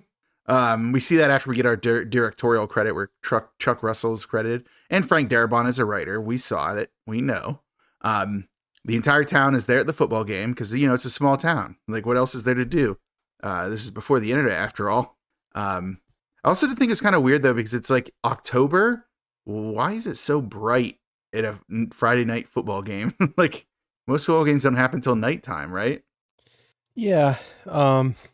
Also, like, obvious, like, cue extras cheering vibe when the movie pans in. Yeah, it's like you're going to be completely quiet until we pan to you, and then you're going to cheer. It was kind of weird. But yeah, no, definitely. I'm assuming they're trying to. I don't know, because the other parts of the movie took place at night. So I mean, yeah, it's in a town where night exists, Shane. I was thinking maybe they were just trying to save money with lighting by not filming. Yeah, I don't know, man. It just seems like by October in most parts of the United States, like by football game time, it'd be night. I don't know. Maybe I'm overthinking it. Unless it was a Saturday. What, a high school football game on a Saturday? I'm just saying. Are you a this madman? A weird town. Yeah. I mean, there is a giant space bacteria that eats people. So. Well, that is true. I guess anything goes in this world. Call Cole Porter up because anything goes, you know? But yeah, so we see one of our leads, Meg, that she's a cheerleader. She's making eyes at one of the football players who we'll come to know as Paul. He's going to have a long and happy life. Paul's friend, who we will come to know as... many children. Yeah, for sure. Who we'll come to know later is Scott. He is like talking to him, so... Scott's trying to goad Paul into asking Meg out. And he's like, wasn't she dating someone else? And he's like, yeah, but it's going nowhere. But no time to gossip about gals because the football game is continuing and our local team, the Huskies, are on the offensive. They say something about yards and events, and I don't know enough about football to understand how serious this is, but they take it pretty seriously. I'm guessing some football is about to happen. Paul, when he's making a run with the sport ball, is tackled onto the table containing like the water jug and stuff like that. In his dazed state, he sees Meg standing over him, so he asks if she has any plans this evening, and then passes out from a head injury. So he's got the early stages of CTE, but don't worry, he's not going to live to I don't know, whatever football players do, murder their families. Meanwhile, I guess I shouldn't say that, right? Yeah. CTE does cause problems, though. It's pretty serious. It does. Yeah. Are your games worth it? Meanwhile, we see our resident bad. Are you not entertained? Indeed. Meanwhile, we see our resident bad boy, Brian Flagg. You know he's a bad boy because he's having a beer near like a bridge that's got like the middle of it collapsed. He's got a motorcycle. He's smoking. Yeah, he's got a leather jacket. He's smoking. He's got like a motorcycle. He's got long hair. Like, this dude is such a bad boy. He throws his beer can into the ravine and then goes to ride off. You think the local homeless man is like, "Hey, what's going on?" So we get a juxtaposition. Oof. Okay. I guess I shouldn't write words if I can't say them. Did you see who they originally wanted to cast for this? Yeah, then they want like Steve McQueen's son to play this role. They did. Yeah. And he wouldn't do it because I guess he refuses to work on anything his dad had any part of, which I thought was kind of funny. But they said that they used Triumph motorcycles on purpose because that's like what Steve McQueen was like known for. So like, I feel like these guys like the whole time are trying to like nod at Steve McQueen, like, "Hey, hey, Steve, check it out." Hey, Steve McQueen. Yeah, they wanted Steve McQueen's son. Yeah, well, who played like one of the weird guys in Karate Kid. So. Yeah, Chad McQueen, I think is his name. Yep. Yes. Yeah, I don't know. Yeah, it looks like he's Dutch in Karate Kid and Karate Kid Part 2. He doesn't have a lot of credits though. Like, why is he gonna be so stingy about this? Like, it's a paycheck, dude. But oh well, his loss and Kevin Dillon's gain. But yeah, back to that juxtaposition. So we have folks at the game chanting "Go" as Brian is now driving back to the bridge. He clearly wants to make a jump, right, across like the ravine, like on the broken bridge. But as he's on the way, his bike like gives out and he takes a dive and falls into the ravine. The homeless man's down there giving him an applause and picking up his discarded can to add to his collection of cans because he's a homeless guy. He's got to get them cans, which must be hard to do at a small town. Like, being the only homeless guy in a small town must be a rough gig. And his dog is there, and his dog is cute, and his dog won't die. So don't worry, everybody. It's going to be fine. I mean, probably eventually, because, everything dies. Am I right, Shane? But not in this movie. Let me check my We notes. don't- Hold on. Yeah, okay. Yes, everything dies. Sorry, I just got a text message from the Highlander. He's like, think again, buddy. Oh, no. Oh no. But yeah, back in town, we're at the diner. Sheriff Herb is hanging out with Fran, the owner. He notes that the ball game is cleared out the town, and but the diner owner is not concerned. She's like, they'll be here when it's over with. But then he tells her about a local watering hole. There's going to be like a country band's going to be playing. She wises up and is like, "Oh, Herb, are you asking me out?" He's like, "Well, I think I am." But she said she isn't sure if she can because she's going to be stuck at the diner. There's some horns honking, which means that the game is let out. So she warns George, her employee, that like stuff's about to get real. Herb makes one last go after he gets his check, telling Fran that if she does get some time off, give him a call, and then hands her his card. Real slick. But then he looks down at the check and she wrote, "I get off at 11" on there. So yay. They're going to start a relationship. Shane, will anything happen to derail this potential future relationship? Nothing. There is nothing that could tear them asunder. Certainly not a bacteria from space. That's for sure. What is this, Andromeda strain? Oh no. Yeah, so the main street of town is filling up with rowdy folks having left the sport game. Brian is dropped off by a pickup truck near the diner, but as he is walking, he spots the sheriff, so he decides to go to the opposite direction, around a corner to another street, which is in the direction of the cinema theater. So he's hiding in a doorway and having a smoke, but of course, Herb pulls up, and we get a little bit of exposition, because he says, congratulations on his birthday, that Brian's about to turn 18, so that means that no more juvie hall for him. If this young ruffian causes another crime, he's going to the big house. Just normal cop stuff, threatening a local child. Then we go to the automotive shop where Brian seems to work part-time. He walks in there and is greeted by Moss, his boss, who remarks on his disheveled appearance. Brian asks Moss if he can borrow his ratchet set to fix his bike. Moss is like, I have a lot of work to do before ski season. And Brian's like, it hasn't even snowed the last couple of years and it's 70 degrees in October. What are you doing? It's like, imagine it being 70 degrees in October, Shane. That's crazy. It was like 80 degrees in October this year. Yeah, I was gonna say, I was trying to think of the highest temperature, and it was definitely mid. It was so hot this October. And we're farther north than this part of California, I would assume. Oh yeah. So yeah, but Brian is like, Moss gives him a beer and is reluctant to give his ratchet set. I'm like, yeah, but you just gave a 17-year-old kid a beer. At least I assume it's a beer. I guess we don't know what's in that bottle, but it looked beer-like. And then Brian convinces him by saying he'll put in some hours over the weekend. And Moss is like, all right, I'll count these sockets and there better not be a single one missing, because I don't feel like going to Sears and getting a Craftsman replacement. That's a reference for all you Sears fans. Craftsman tools were insured for life, so you could always like take them back and get a new one if you ruined one. I knew that because I worked in a Sears in the hardware department briefly, and people would come in with like the most like ragged old screwdrivers or sockets and be like, I need a replacement, and you just had to give it to them. It was super funny. I can't imagine how Sears went out of business. Out in the forest, we see our homeless guy smashing some cans, putting them in his large container while his dog is chilling next to him. However, the dog is alerted as a meteorite is falling from the sky above them. It passes right over them and then crashes into some nearby trees. Homeless man is excited, even though the dog's like, this is sus, dude. Let's not do it. Homeless man's like, shut up, dog.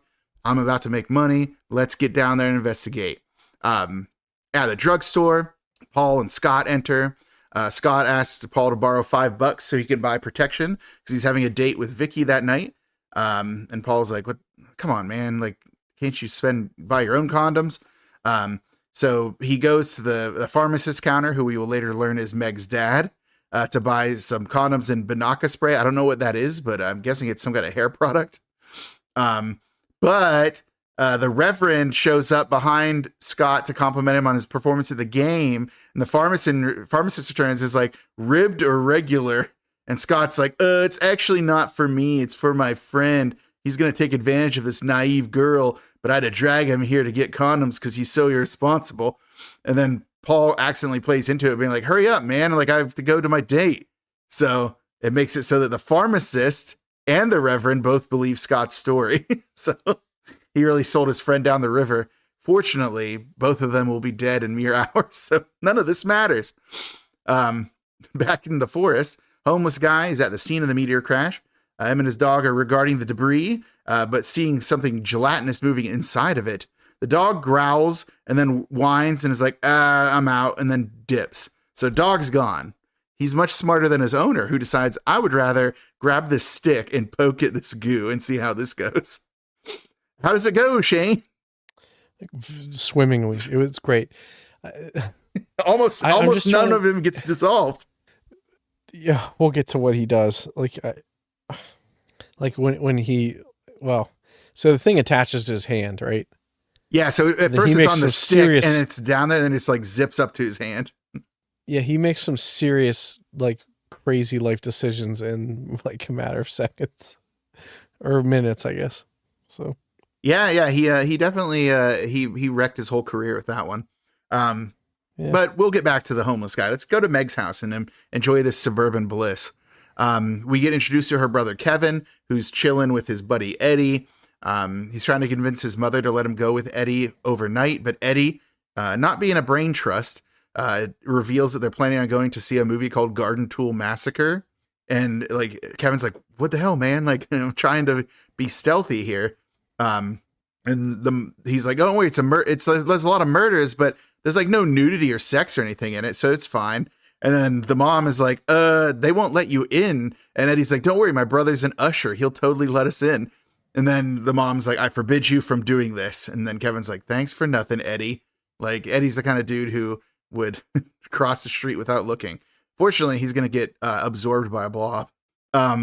Meg is upstairs getting ready for her date, but she finds that there was a washing machine mix-up and her mom had ruined her sweater. But then mom's like, hey, you can wear my cashmere sweater. And she's like, oh, hell yeah, cashmere. Led Zeppelin, baby. Insert Led Zeppelin intensify. Yeah. Dun-dun-dun, dun-dun-dun, dun-dun-dun. And then Kevin opens the door and he's suspicious of Paul. He's like, yeah, what are you up to, buddy? But the mom lets him in. Then Kevin and Eddie leave. They dip out, and there's like a Chekhov's zipper moment because mom wants Kevin to put on his jacket because it's October. And he's like, but it's so hot outside. He's like, I don't care. It's still October. Wear your jacket. And but then the zipper gets stuck, and it's like, yeah, we'll call that Chekhov's zipper because we know it's going to come up again. I also got a message from a fan of the show who said that I didn't use the term Chekhov's all during the scene in Spookies. But I guess, it's true, though. In my defense, though, I was distracted by the fact that I had to explain the word all because I didn't know if I was using the right term, and then you didn't know, and then it turned out that I was right. So, vindication. Yeah, we can be forgiven. I am forgiven for that one, I believe. But yeah, so Meg comes down and wants Paul to meet her dad, but of course her dad is the pharmacist. So as soon as he like puts down his paper and sees Paul, he says ribbed. So, oh no, is this going to be a serious scene that we have to deal with? No, we're going to cut away to Brian in the woods in pitch darkness trying to fix his bike. Movies do not understand how dark forests are at night. He doesn't even have a lantern or anything or a flashlight. It's moonlight, dude. It's a woods. It's the woods. It's dark. It's a woods. It's a woods. He hears some movement, so he like turns on his the lamp on his motorcycle and like, you know, pans over. He doesn't see anything. Then suddenly from behind, homeless guy comes out. The homeless guy tries to use an axe to cut off his own hand, but the blob's not having it. The blob like fixes him. It's like, oh man, this blob is like pretty serious about eating this guy's hand. And then he runs away, and Brian's like, dude, what's going on? And like runs after him. I like Brian because he has this like affect of being like the local bad boy who's like hates everyone and doesn't want to do anything, but he spends so much time helping other people in this movie. It's like, oh, I hate this town and everyone in it. Homeless guy, are you okay? Homeless man, I love you. You nodded at me one time and then poured a beer out for me. He clapped when he wrecked his bike. Yeah. But yeah, so back we get to the car, and Paul and Meg are rehashing the awkward encounter they just had with Meg's father. Apparently, it was sorted out off screen where they like explained like it was his friend Scott, not him, getting the condoms. Then Paul hits the homeless guy with his car, because the homeless guy runs in the middle of the road. But then Brian is also in giving chase to try to figure out what's going on. And Paul instantly believes Brian is somehow involved and was like doing something to the homeless guy. So when Paul and Meg help the homeless dude into the car, Paul makes Brian come along, believing Brian is up to no good or whatever. Yeah, Brian's pretty like, there's some people in the town, I think, who give Brian the benefit of the doubt, but a lot of people don't. They get to the hospital. There's a nurse that's like way too 2024 for a nurse.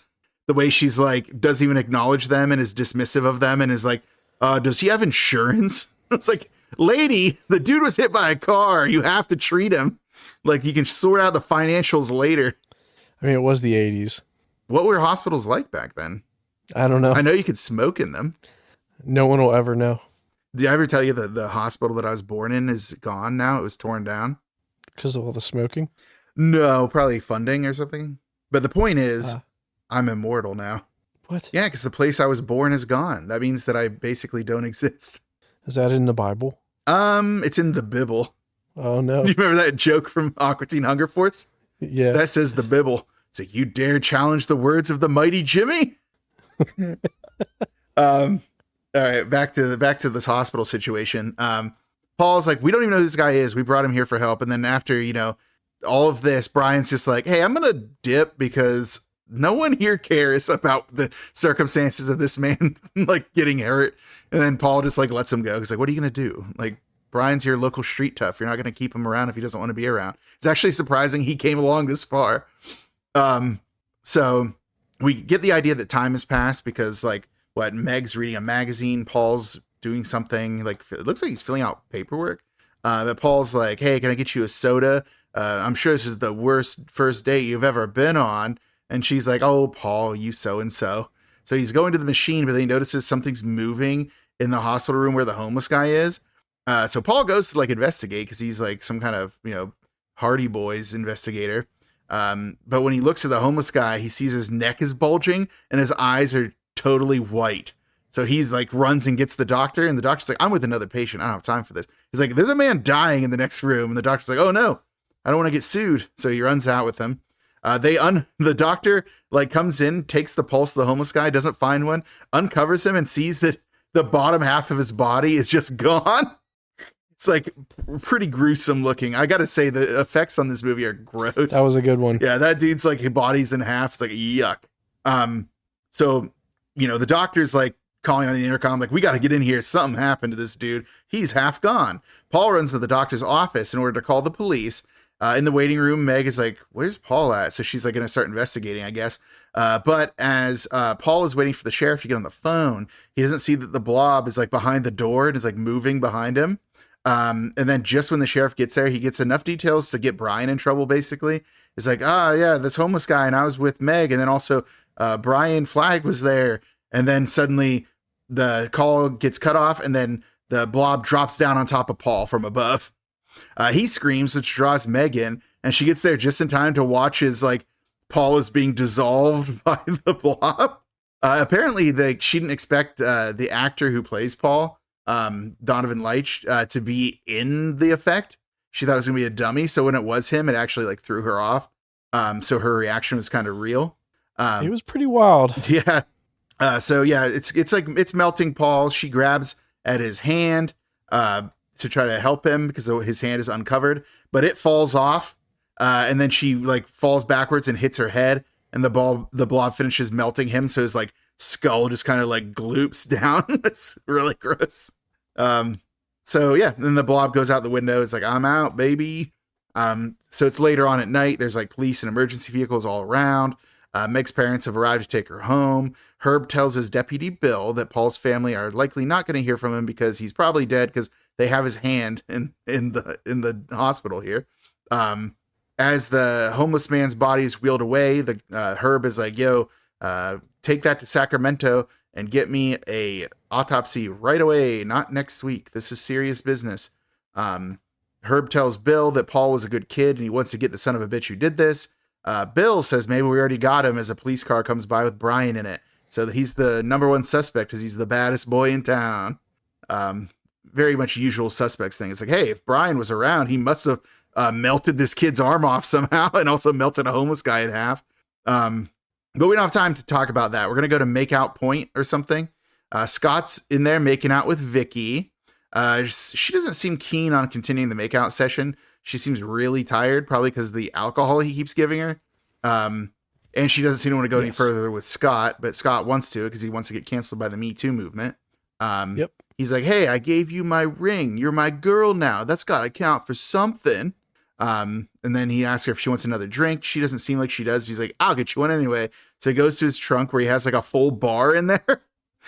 He also has a box of rings, which seems to imply that he just gives his ring to any girl he's interested in. So he's a real sleaze, but he's going to get his comeuppance soon.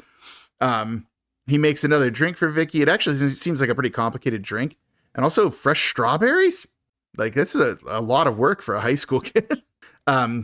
He doesn't see that the blob is moving through the grass beside him, heading towards the open car door that he left open.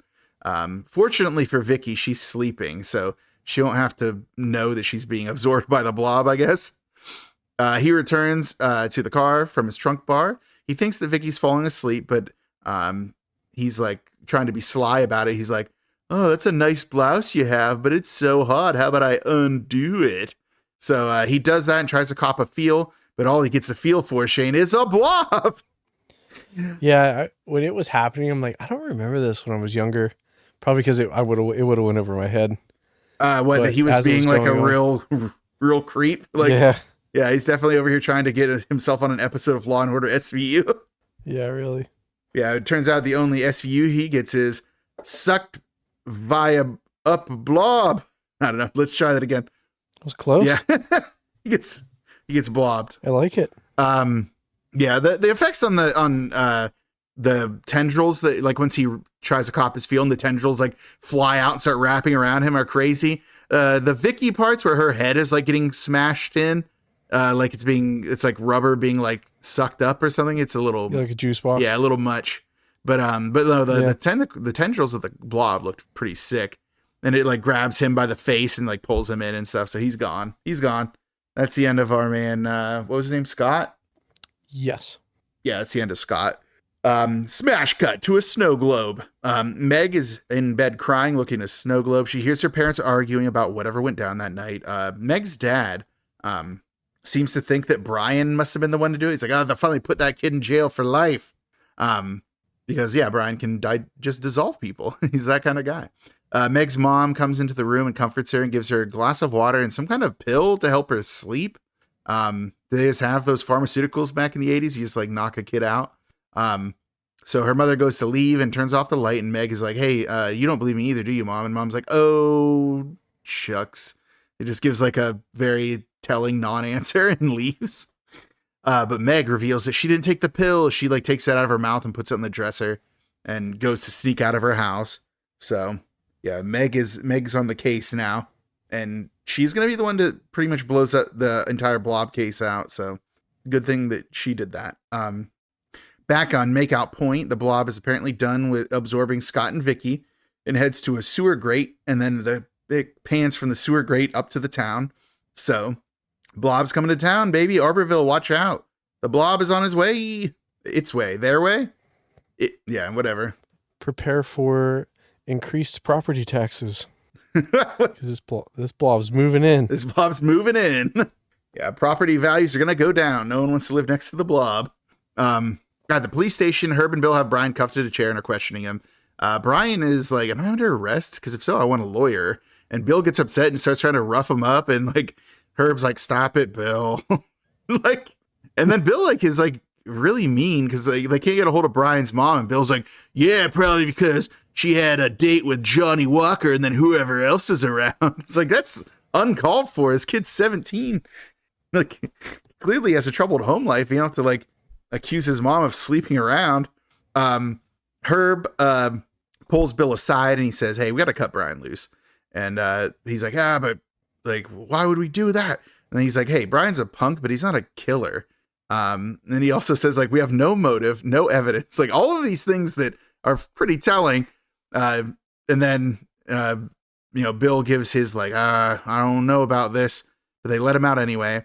Out on the street, Meg instantly pulls up in a light blue Volkswagen Beetle to talk to Brian. She tells him that she was coming to bail him out, and she had like a credit card. He's like, it's not like it's like not a department store. They don't take plastic. Like, it's not, right? Doesn't he say that? It's like it's not a Neiman Marcus or something. He's like says some something. Yeah, I was trying to think of the name of the store. I couldn't think of the Neiman Marcus. It's not Ames. Yeah, but he's like, hey, I appreciate the thought, but now I'm just tired and hungry. And he goes into the diner. Fran in the diner tells Brian that they're closed, but he's like, but I had a rough day. And then she's like, okay, the grill's off, but I'll make you a sandwich. Meg enters the diner, is trying to convince Brian to help her. Brian's like way more interested in his sandwich and says that he only saw an old man with a messed up hand. And Brian's like, and then he's like, so are you strung out or something? And then she gets mad and like storms off and yells at him, telling him that he's just like everyone else in this town. And at some point during that, she says the word shit because that comes up. So Brian sees how distressed she is. Like, hey, come back here and sit down and have some of this sandwich. So he gives her like half of his sandwich and makes a joke about like, wow, I never expected to hear you say shit. And they have a nice laugh about it. So is this love in the air? We'll never know because this is going to be too much of a crisis going on. But I did think it was crazy that he gave her half his sandwich. It's like, she can probably afford her own sandwich, dude. Out in the forest, there are a bunch of men with flashlights investigating where the homeless guy was hanging out, I guess. Bill is on the radio asking if they should head to the foothills, but Herb's like, no, I should come back out, patrol the town. The dispatcher, there's like an old lady who's like the dispatcher for the sheriff's office. Herb says something to her about how, with one deputy and 6 volunteers, I'm like a one-legged man in an ass-kicking contest. It's like, oh, Herb, your folksy humor. I'm sure that this isn't going to add. Why can't I quit you, Herb? But yeah, he's gonna have some problems soon. Back at the diner, Fran comes over and gives Brian and Meg a piece of pie. She says that it was on the house because they're the last 2 pieces, and she's gonna throw them out anyway. And I put in my notes like Fran seems like one of the only people in town who's willing to cut Brian a break. So that's how you know she's gonna die because. We can't have. Yeah, I always wonder if that was his mom, but then like I know it's not. But yeah, it doesn't seem to be his mom. But I feel like that Brian is like that like tough kid with like a heart of gold, actually. And it seems like certain people in town, like Moss and Fran, get it. Like they get him. But a lot of the other townsfolk are just like, oh, he's just the bad kid with the leather jacket and the long hair. So I think some people people like her and Moss like to cut him breaks because they know that he's kind of getting the shaft with the rest of the town. Right. But no, she definitely has like a very motherly vibe though, because it doesn't seem like she made him pay for that sandwich either. Oh, she did say it was on the house and yeah, you're right.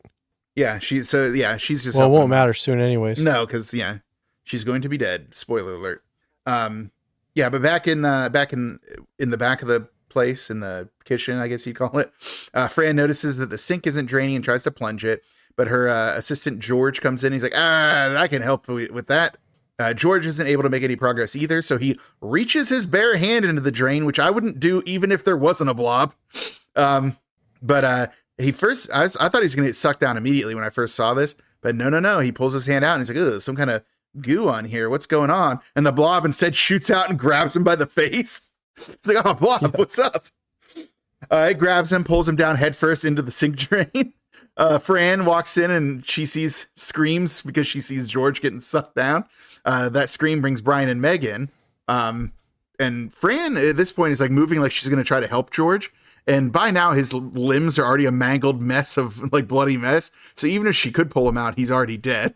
Like at that point, his legs and his arms are like next to each other in the air. It's like, yeah, he's dead, dude. But wisely, Brian stops her. He's like, no, don't do that. And then they see that like the drain starts to like bulge and like blood's pouring out of the drain at the bottom, like the pipes at the bottom of the drain. And then, once George is sucked out, the blob like shoots out onto the ceiling above the sink and starts chasing after Meg and Brian. Brian has Meg go into the freezer, and this works out for them well, as we know, because the blob hates the cold. So the blob is like trying to come in, but once it does start to get under the door, it finds ice and doesn't want to do it. So it like squeals and then like flees. Fran, meanwhile, she breaks through a window and runs to a phone booth. What's the deal with phone booths anyway?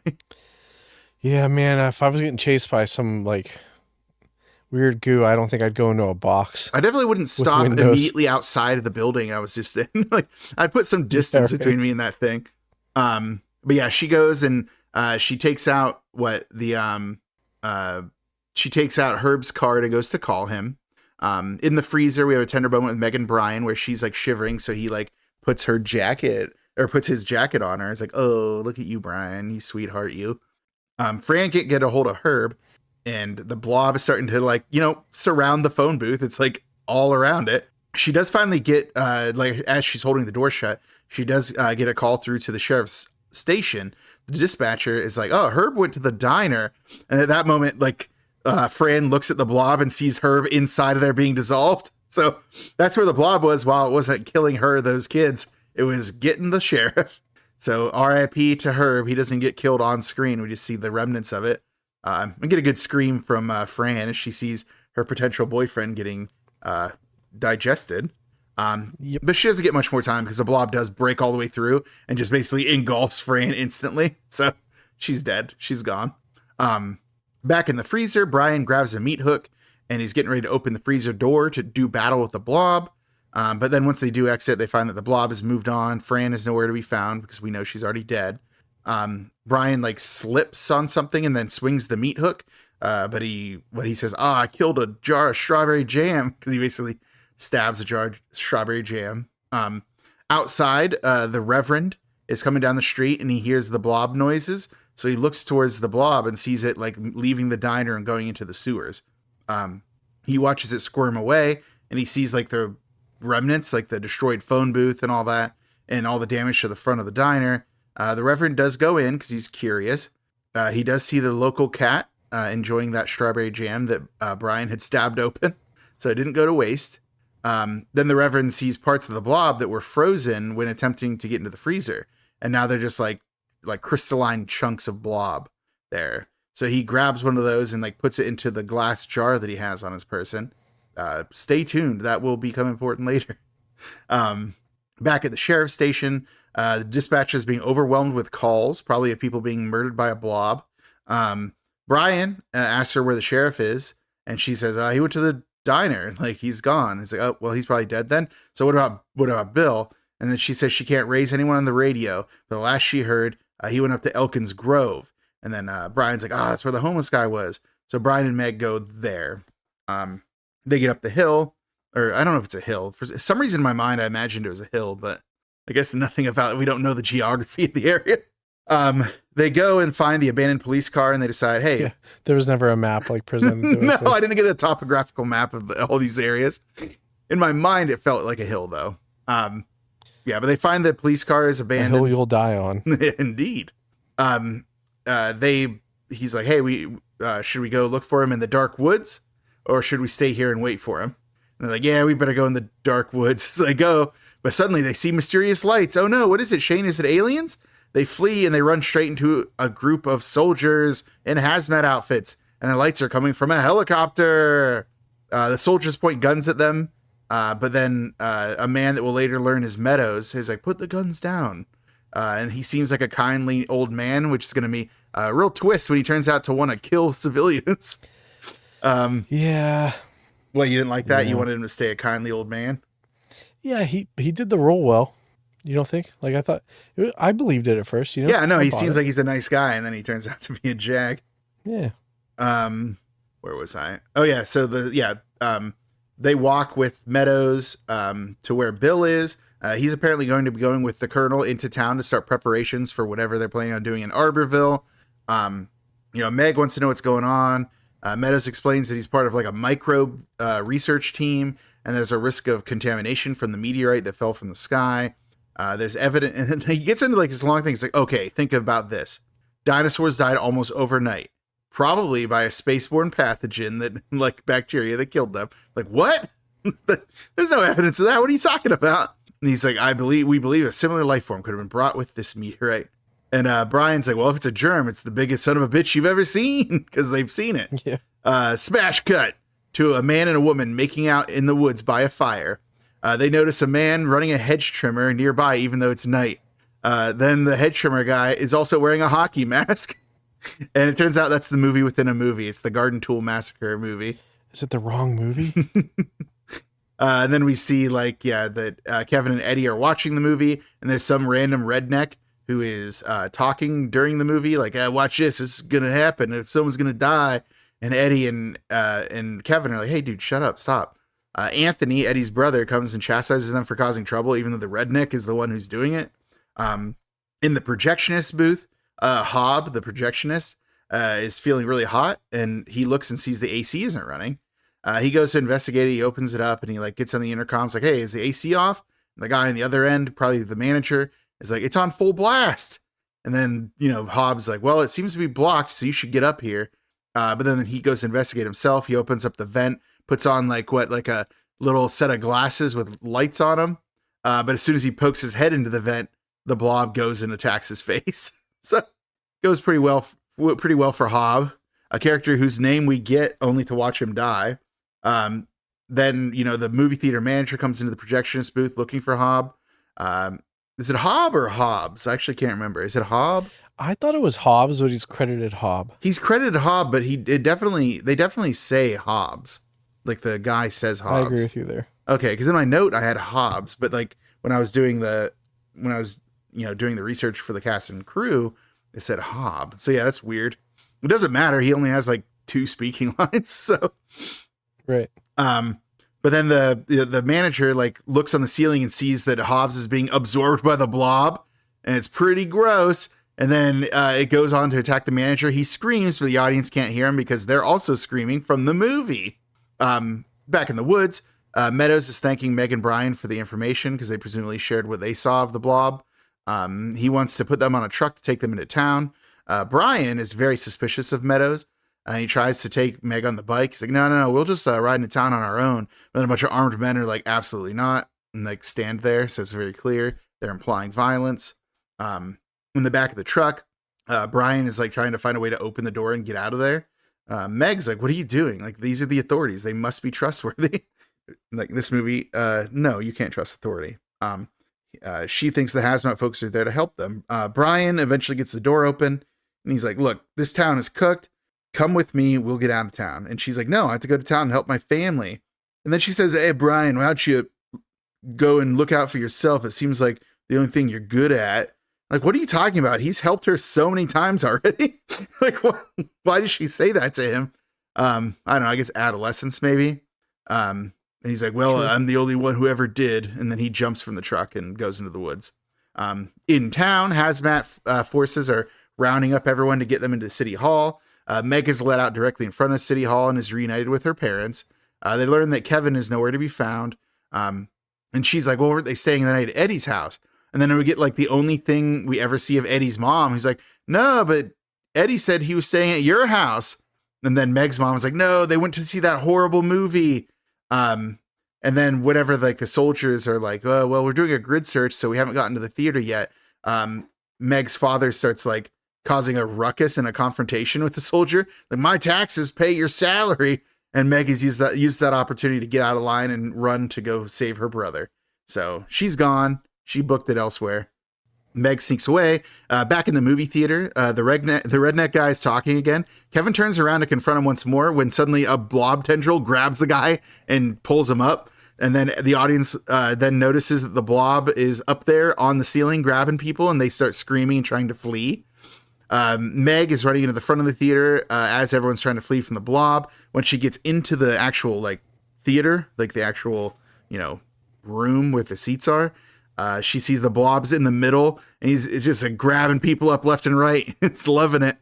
It's just Meg sees a person on the ground with a half melted face. I'm like, yuck. But she does see the boys across the room. They're trying to get into one of the emergency exits, but they're unable to. So she runs, grabs them, and goes out another emergency exit. When they go to leave, they shut the door, and Kevin's jacket gets caught. And we get Chekhov's zipper. He's stuck and can't get his coat unzipped. And the blob's starting to come in out the bottom of the door. He's going to be toast if they don't get it. Meg finally just rips the jacket front, and then they leave it behind. Right as they do run away, the blob smashes through the door after them. They run to a manhole cover and somehow get it open.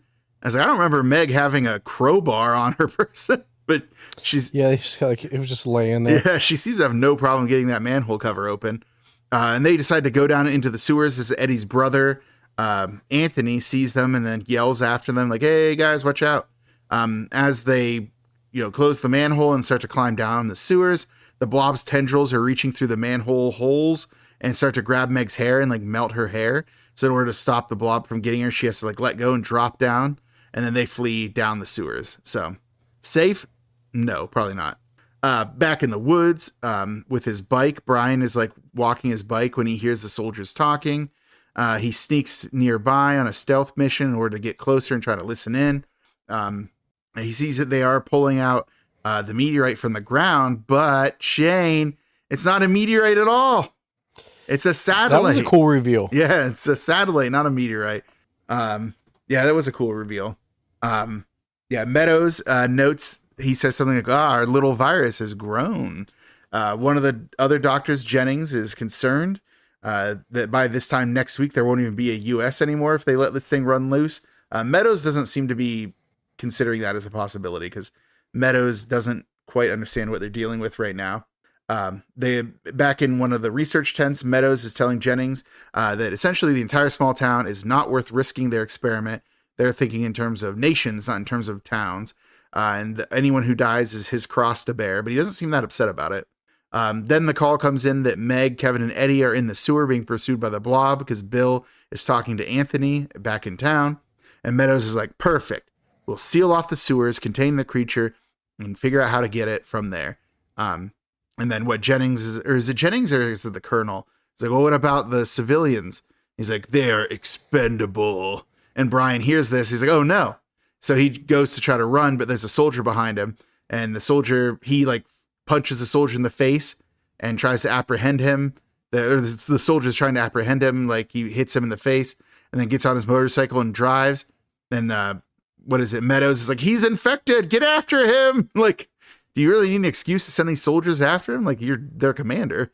So Yeah, they were like ready to do it. Yeah, they're like all there. So yeah, so you have soldiers on foot, you have trucks, you have choppers. They're all coming after Brian. He drives and makes it to that broken bridge from earlier. So, hey, it's the return of the broken bridge. He actually does this time make the jump. And it's kind of funny. He makes the jump and a truck tries to follow him and like does a flip into the ravine. Like, truck, what was your plan? Like, you're never going to make that. It was too narrow. The soldiers that are there try to shoot after him, but they don't hit him. Brian flips him off as he drives away. Then he takes the motorcycle to a outflow pipe from the sewers and hides there, allowing the chopper to like pass overhead and not see him. So he's free from, he went from 5 stars to no stars in GTA world language. Nice. Yeah. So I understand that. I understand that reference. But yeah, Meadows then goes into town with the Colonel. They're reviewing the schematics of the sewers, devising a way to seal off the pipes and keep the blob contained, which is impossible because the blob can just get out any grate. I don't understand how that was ever an option for them. But yeah, so they send some soldiers down to the pipes to try to guide them to wherever the blob is. Meg and the boys are now in hip deep sewer water, so yuck. They do see a grate that looks like it could be their way to salvation. Then there's some rats on some floating debris. How the rats got there, we'll never know. So Meg is like, oh, watch out for the rat. And then one of the boys is like, what rat? And then they see the rat's gone. And then the blob starts moving in the water. It's like, oh no, Blob! Meg is trying to get the boys to climb up a pipe, but Eddie gets snatched up by the blob. So Meg jumps in and goes under the water, like under the poo water to try to get to him. She comes up and couldn't find him. Then suddenly Eddie pops up and screams. He's half melted. It's like, oh, yuck. It's like not only did a kid die, but a kid got like melted and ugh, it's a lot. So Meg then joins Kevin in climbing up the grate. The blob makes itself fully known in its glory. It's huge at this point. It's like roaring and reaching up at them. Meg, however, can't fit through the grate like Kevin can because he's smaller. But luckily at that moment, those 3 soldiers arrive and like, oh man, and start like shooting at it. And that gives Meg the opportunity to jump down and make a run for it. It's funny how one of the soldiers is like, don't shoot it. We need it alive. It's like, buddy, you're not going to kill it. Like shoot at it all day. You're just going to run out of ammo. But yeah, so Meg jumps down and then runs. She finds like a concrete ramp with water coming down it that she climbs up. Like you said, like these sewers are huge for a small town. But as she's on her way up, Yeah, that cistern was wild. yeah, as she's climbing up, like the blob's coming after her now. But Brian shows up in the sewers with his bike, and he grabs her and pulls her up and puts her on the back of the bike. He's trying to drive away, but then they get to a dead end. So he drives back, and the blob is now coming up. It's like, oh no, what are we going to do? It's like, Brian's like, I'm going to drive full speed because it's a cylindrical tunnel, and he's going to drive up the side to get around it. Yeah, Brian, that's so rad, dude. Yeah, we find out this is like his normal strategy for how to deal with stuff. What's that? Just drive at it full speed. Like that's his that's his strategy. Oh, don't worry. Hold on. I got this. I'm going to drive at it as fast as humanly possible. I mean, it works, so why not? Well, although it doesn't work as well when he does it later with the truck. Oh, I was so mad about that. That's the only scene I was pissed off I was about. like, what was the plan? But we'll get there. Yeah. Yeah. So this time it does work, though. He drives up the cylindrical tunnel and gets through. But the bike basically is done. It like stalls out and can't get it restarted. So they have to abandon it. They go to run away. And then right at like the next junction, they run into like the last surviving soldier, who is very injured and super traumatized by watching his friends get absorbed. He's like, I could see them inside of it screaming. I'm like, oh man, that's pretty gruesome, dude. You've had a rough day. Yeah, Brian then goes up to where the open manhole is the soldiers came out through. He's like, hey, we're coming up. And then Meadows is like, close the manhole. The colonel's like, yo, my man's down there. And Meadows is like, we have to contain the creature. No one else matters. So over the radio, the soldier is like, whoa, let us up, man. We're going to die down here. And Brian grabs the radio and tries to call in too, but to no avail. The soldier is like, oh man, the water's rising, which means the blob is coming near them. Meg is like holding on to Brian, and they kind of have this moment of like, oh no, we're going to die. It's sorry that you had to risk your life to come back for me. He's like, yeah, I'll do it anyway, or whatever. I don't know how he says it. It's like, it was worth it. But, it doesn't matter because he then notices that the soldier has a rocket launcher on his back. He's like, oh, cool. So he grabs it and just runs. I don't know how he's able to do this without blowing himself up, but he goes to the manhole cover and blows it up, which also blows up the truck they parked on top of it. So huge explosion, which attracts the attention of the local citizens that are right across the road at the city hall. So they come running over to see what all the ruckus is. Brian climbs out. He pulls Meg up. Does the soldier come with them, or does he get absorbed? I actually don't even remember that. I think he does come up, doesn't he? I think he does, but quickly, I think he gets absorbed quickly after that, I think. Yeah, so I actually can't remember if he must have come up, but yeah, but Brian like instantly grabs a gun and points it at Meadows. He's like, yeah, I'm going to kill you, dude. Bill takes out his service revolver and aims it at Brian. He's wanted to kill Brian for a while, and he's like, maybe he'll have his chance.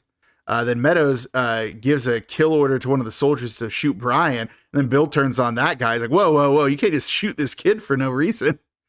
And Meadows is like, to the citizens of town, is like, Brian's infected and contagious. We must kill him. And Brian is like, no, I'm not infected.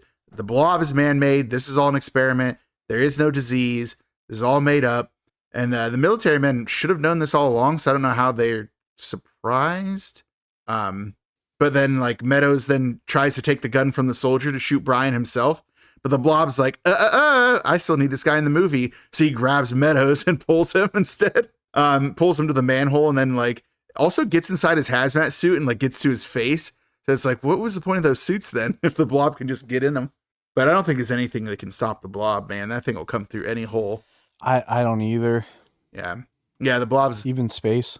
Yeah, he's from space. He's liquidy. He can get in. If there's a hole, he's getting in there. Probably even a hole in plastic somehow. But the colonel now, the colonel, you can tell he's kind of over Meadows' nonsense anyway. He's like, all right, boys, frag this thing. And they all start shooting their gun into the manhole. Into the, all of them are firing their guns. I love that. He was just like, I'm changing my mind. We're going to nuke this bad boy. Well, he seemed like he was already getting annoyed with Meadows, willing to sacrifice civilians, sacrifice his men. Right. He's or his guys. Yeah. It was more his dudes. Probably more his dudes. Yeah. But he's just over it. It's like, oh, finally that scientist is dead. Now we can kill this thing. Oh no, they can't. And then he grabs like an explosive and like a C4 and drops into the hole and blows it up. He's like, yeah, we did it. But the blob is not dead. The Colonel gets to be like pleased with himself for like one beat when the ground starts to shake all of a sudden. Everyone's looking around when suddenly the blob just bursts out of the sewer. Huge, monstrous creature now. It's like what we said earlier. It like comes down onto the Colonel. He takes a second to pull the pin on all the grenades on his person to try to like suicide bomb it. Doesn't work. It just explodes and doesn't do anything to the blob. Very much like the dude from Kong Skull Island who did the same thing. Like when one of the skull crawlers was coming after him, he like pulls out a bunch of like explosives and like tries to suicide bomb the thing. It just tail whips him into a mountainside and he explodes there. The blobs. Yeah, but like, could you see inside of it though? Yeah, you could see. No, I mean like in Kong, I think this one's superior because it's so delayed. Yeah, it's a very different scenario in Kong because they tail whips him into a mountain. It's not like it wouldn't have hurt him. It would have worked. The blob was never going to get hurt by that. The guy was just like trying his last ditch effort to like survive, or not survive, but to kill it. This is definitely a better version of that idea. The blob's like moving down the main street now, grabbing up soldiers, grabbing up citizens, anything it can find. It's going to get a tendril on. It's bringing it. The soldiers try to fight back. They come out with a bunch of flamethrowers. As we know, flamethrowers do not hurt the blob. It actually probably likes it. Yeah, it's probably psyched about it. Then the one dude who's shooting the flamethrower, the blob like plugs the flamethrower nozzle, causing it to explode, light that guy on fire, and also light the Reverend on fire. But this is when Meg makes a crucial discovery. She uses a fire extinguisher to put out the Reverend and then sprays it at the blob when it goes to attack her, and it is effective. And she's like, it doesn't like the cold. Even though our fire extinguishers cold, I thought they were just chemical.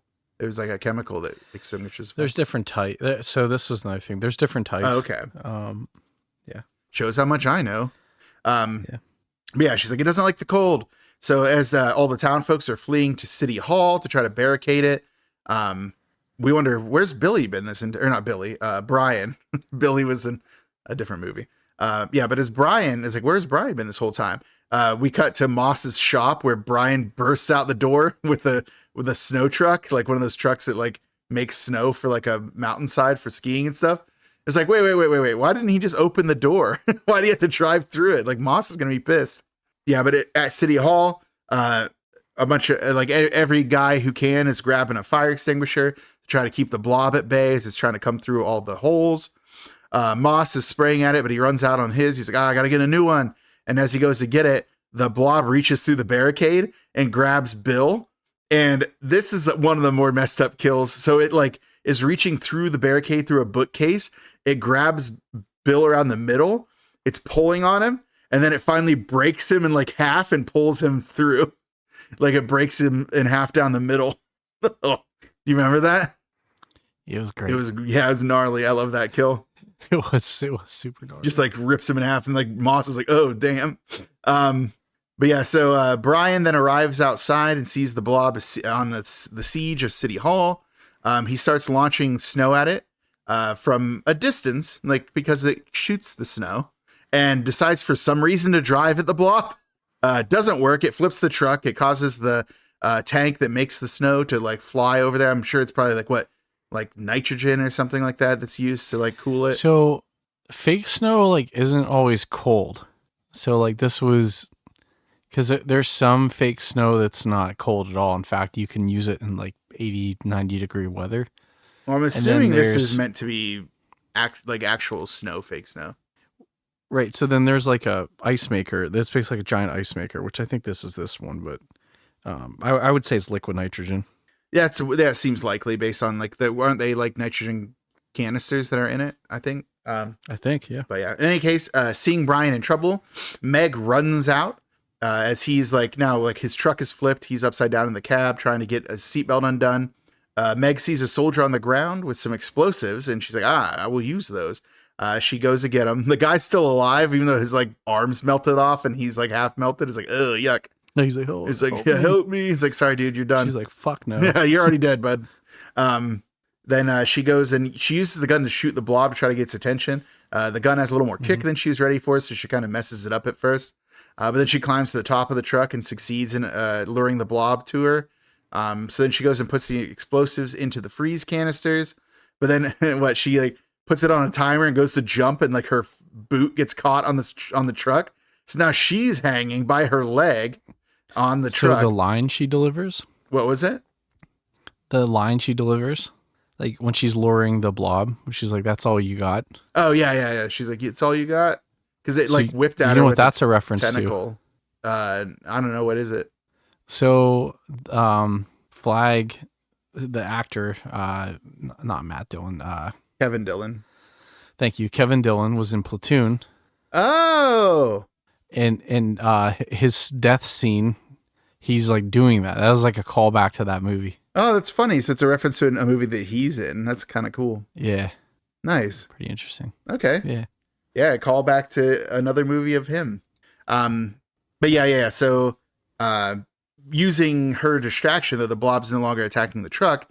So Brian is able to get out, and he runs around, freeze Meg from where she was caught. And then they manage to run away just as the tank explodes, making snow fall everywhere and also freezing the blob into crystalline blob chunks. So meanwhile, covered in snow, Meg goes to check on Brian, and he's okay, and they have a brief embrace. Meg's father interrupts them and grabs Meg to hug her. And Brian's just like, "Hey, we survived." He gets hit by a snowball from Moss. And he's like, "I told you we'd get snow. We just had to have faith." It's like, Moss, he made the snow with the snow machine. What are you talking about? Also, Moss, you're never getting those sockets back. Yeah, they're still in the woods somewhere. Let's be honest. Yeah. Yeah. Moss is like, "I wonder if I'm covered for this sort of thing." It's like, what a creature from space that's a biological weapon that they had to blow up your truck in order to freeze it. No, probably not covered, Moss. And then he yells, he's like, "Hey, somebody bring a dump truck. We got to get this blob chunks to the ice house before dawn." It's like, thankfully someone's thinking here. Like Moss is over here like, "Yeah, let's keep this thing frozen. We can't have this thing thaw out." That's all we get for our main cast, though. But then we do get a brief final scene. It's like a huge like field where there's a tent. It's like one of those tent revival preaching things. And we see our Reverend now burned and scarred with like one eye and his glasses blackened out for where one of his eyes is probably messed up. He's given a very like fire and brimstone sermon to the people who are in attendance. And he goes back into like his room as they sing a song, and he's pouring himself some whiskey and takes off his glasses. And like an old woman comes in and says, "Reverend, when will the day of reckoning come?" And he's like, "Soon." But then he pulls out the jar, which has a now living piece of the blob in it. And he says, "The Lord will give me a sign." And I'm like, "Oh, Blob 2 coming soon." Unfortunately, this one was not well received and didn't make money, so he didn't get a Blob 2. But man, it would have been cool if he did. Yeah, Blob 2 tagline 2025. Yeah, Blob 2 2025. Ooh, God gave him a sign. It would be super cool if it did come out, because I think most of the actors are still alive. Give me a Blob sequel now. I'll forgive you all for it. Because Kevin Dillon's still alive. Shawnee Smith is obviously still alive. She's in tons of stuff. And most of the other people died. So yeah, right. Most of the other characters that are in this are still alive who lived through the movie. Yeah. Bo Billingsley's clearly still in video games. He can be back. Who else do we got? Who else would we need? I guess we'd need... Who else do you care about? The dog. Well, Shane, I have terrible news about the lifespan of dogs for you. What? A dog that was an adult dog in 1988 is surely gone by now. You're lying. Hey, man, I don't like it any more than you do. No, everyone knows. They get like 10 or 12 and they go to the farm. Oh, Shane. Oh, no. Trying to see if who else was alive. So Paul's dead. Dr. Meadows is dead. Reverend Meeker, is that actor still alive? He passed away in 1999. So it wouldn't really make sense to do it without him then. But Moss is still alive. Maybe they'll just like recast the Reverend. Like, that's fine. He mostly makeup like at that point anyway. His offspring. Yeah, that Reverend as a kid for sure. But there you go. That has been The Blob, a incredibly underrated movie that I'm going to show my cards here real quick and say I love it. Which to me, like, I never really thought of it as underrated. But you're totally right, because I read reviews and stuff, and people did not like this when it came out. I would say that it's my preferred The Blob. Like the original is a classic for a lot of reasons, but man, this one just holds up so well. Like the visual effects in this movie are incredible to this day. Like here we are, the better part of 40 years later, and it still looks incredible. Like, I don't know. That's just my opinion. But and you're sticking to it? Yes. But let's share those opinions, Shane, with a little segment we like to call Whoa. Oh, yeah. No, first we have to do. Oh, this is going to be a tough one. Oh, we have to do our McMurder of the movie.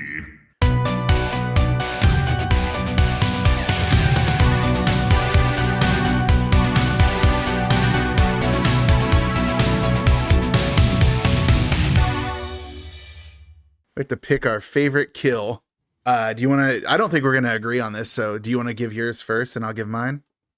Yeah, let me make sure I got the guy's name right, so I don't fuck this up. Love that for you. Okay, I think for a couple reasons, I think this is probably the coolest thing that happened in this movie.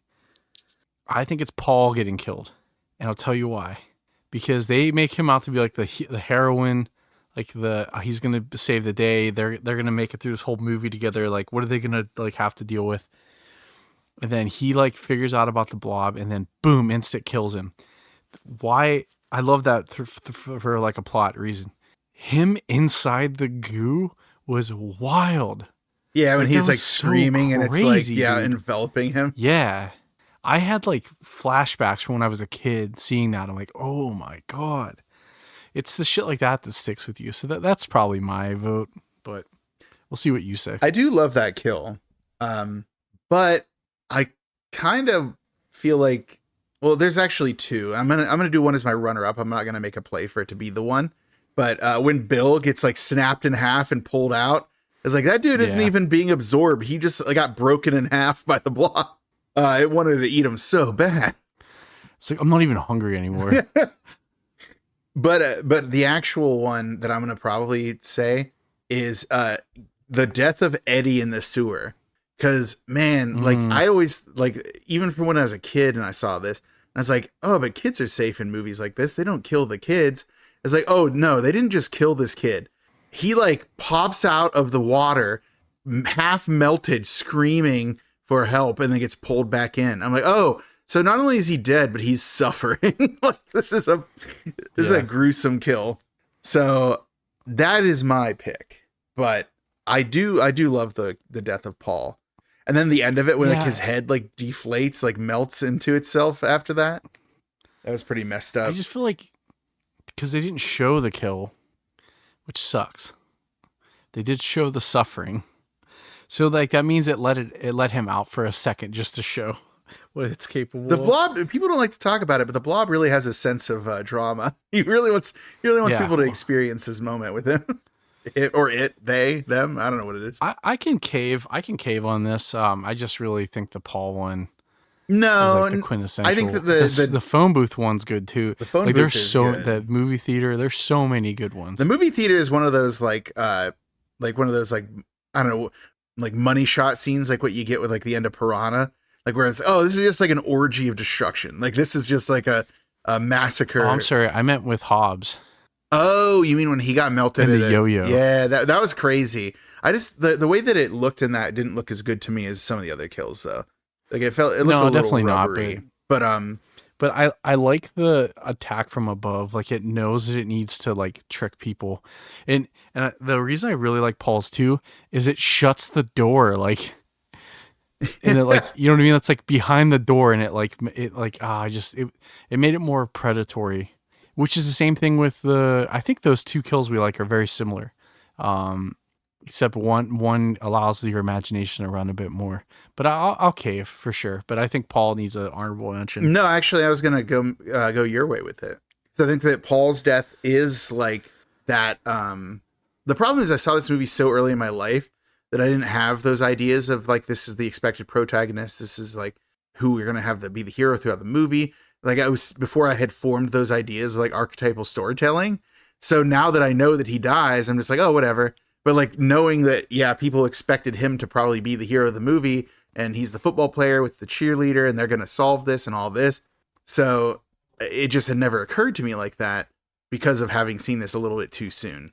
But I do agree with you. I think that the problem with the death of Eddie is it's just a shock. Like, oh my God, you killed a kid. And not only did you kill a kid, you killed him gruesomely. Right.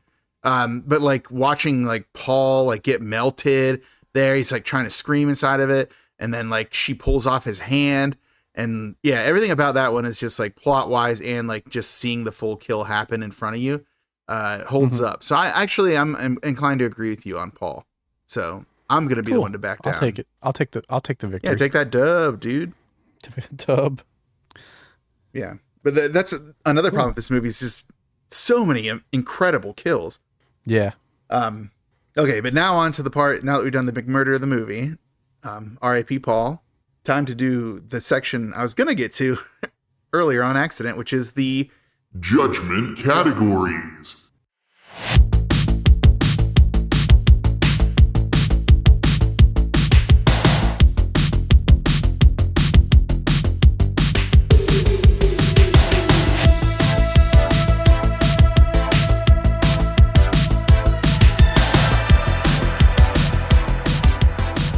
Judgment categories, for those who aren't regular listeners, are where we assign a letter grade to story, which includes acting, or includes writing. So story, which includes writing, acting, effects, the music, which can include sound design, and then finally cult factor. Cult factor being that little X factor that makes these movies so special.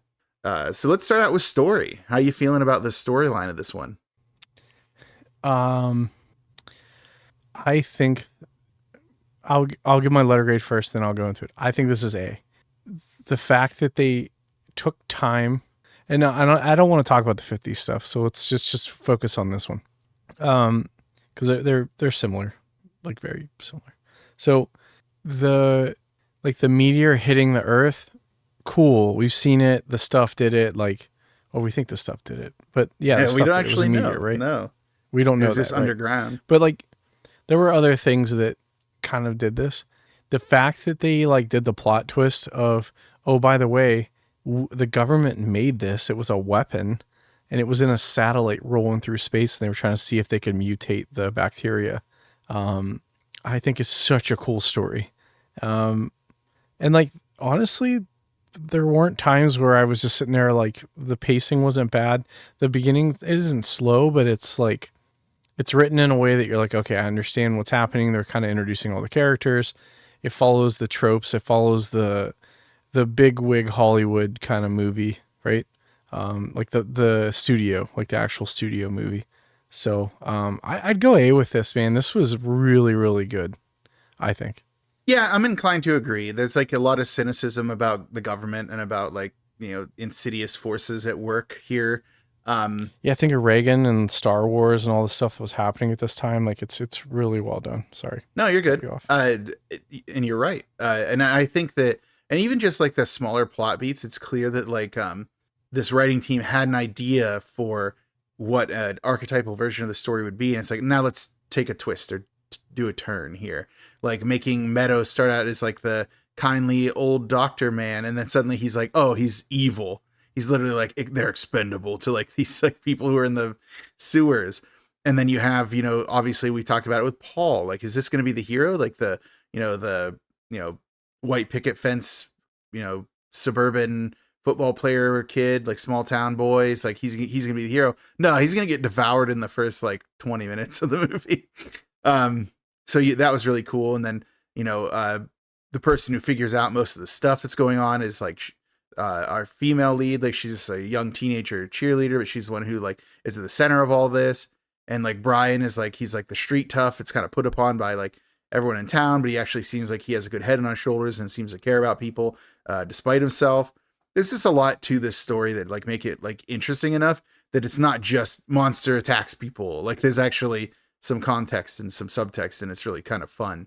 And I also appreciated that, I always got like the Stand vibes from this, like the army team that came in is like, oh, we're the microbes, the group, we study viruses and bacteria and stuff like that.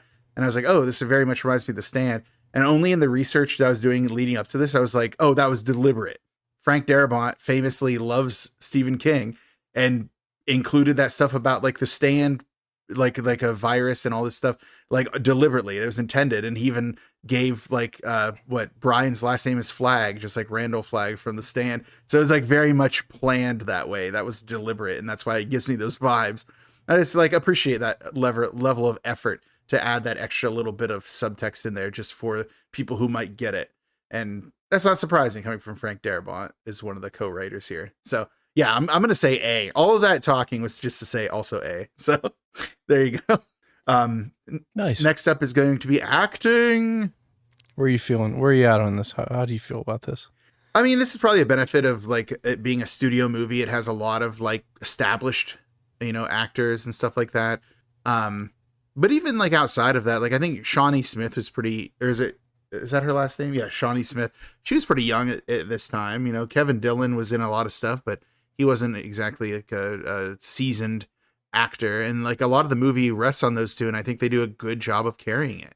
The littler kids, Kevin and Eddie, they do fine. Like they're kind of this, jerk kids, like what you expect, like trying to get into shenanigans. Right. Probably one of the biggest highlights for me, honestly, is Meadows. Like him switching, like flipping that switch between like kindly old man to like, yeah, everyone can die. Like, oh, it's like, all right, man. Right. Like I didn't see any of that coming. That was like really cool. And like even later when he's trying to convince the town, it's like he's infected and stuff like that. It's like he was a pretty serious force in this movie. I do think there's some characters that are like, they overstay their welcome. I think the dad and the mom are a little bit much. Like they don't really feel like they belong here. But other than that, I think everyone did their roles really well. I even want to shout out, the sheriff, Jeffrey DeMunn. It's like that little subplot with him and Fran, the diner owner. What was that? Candy Clark.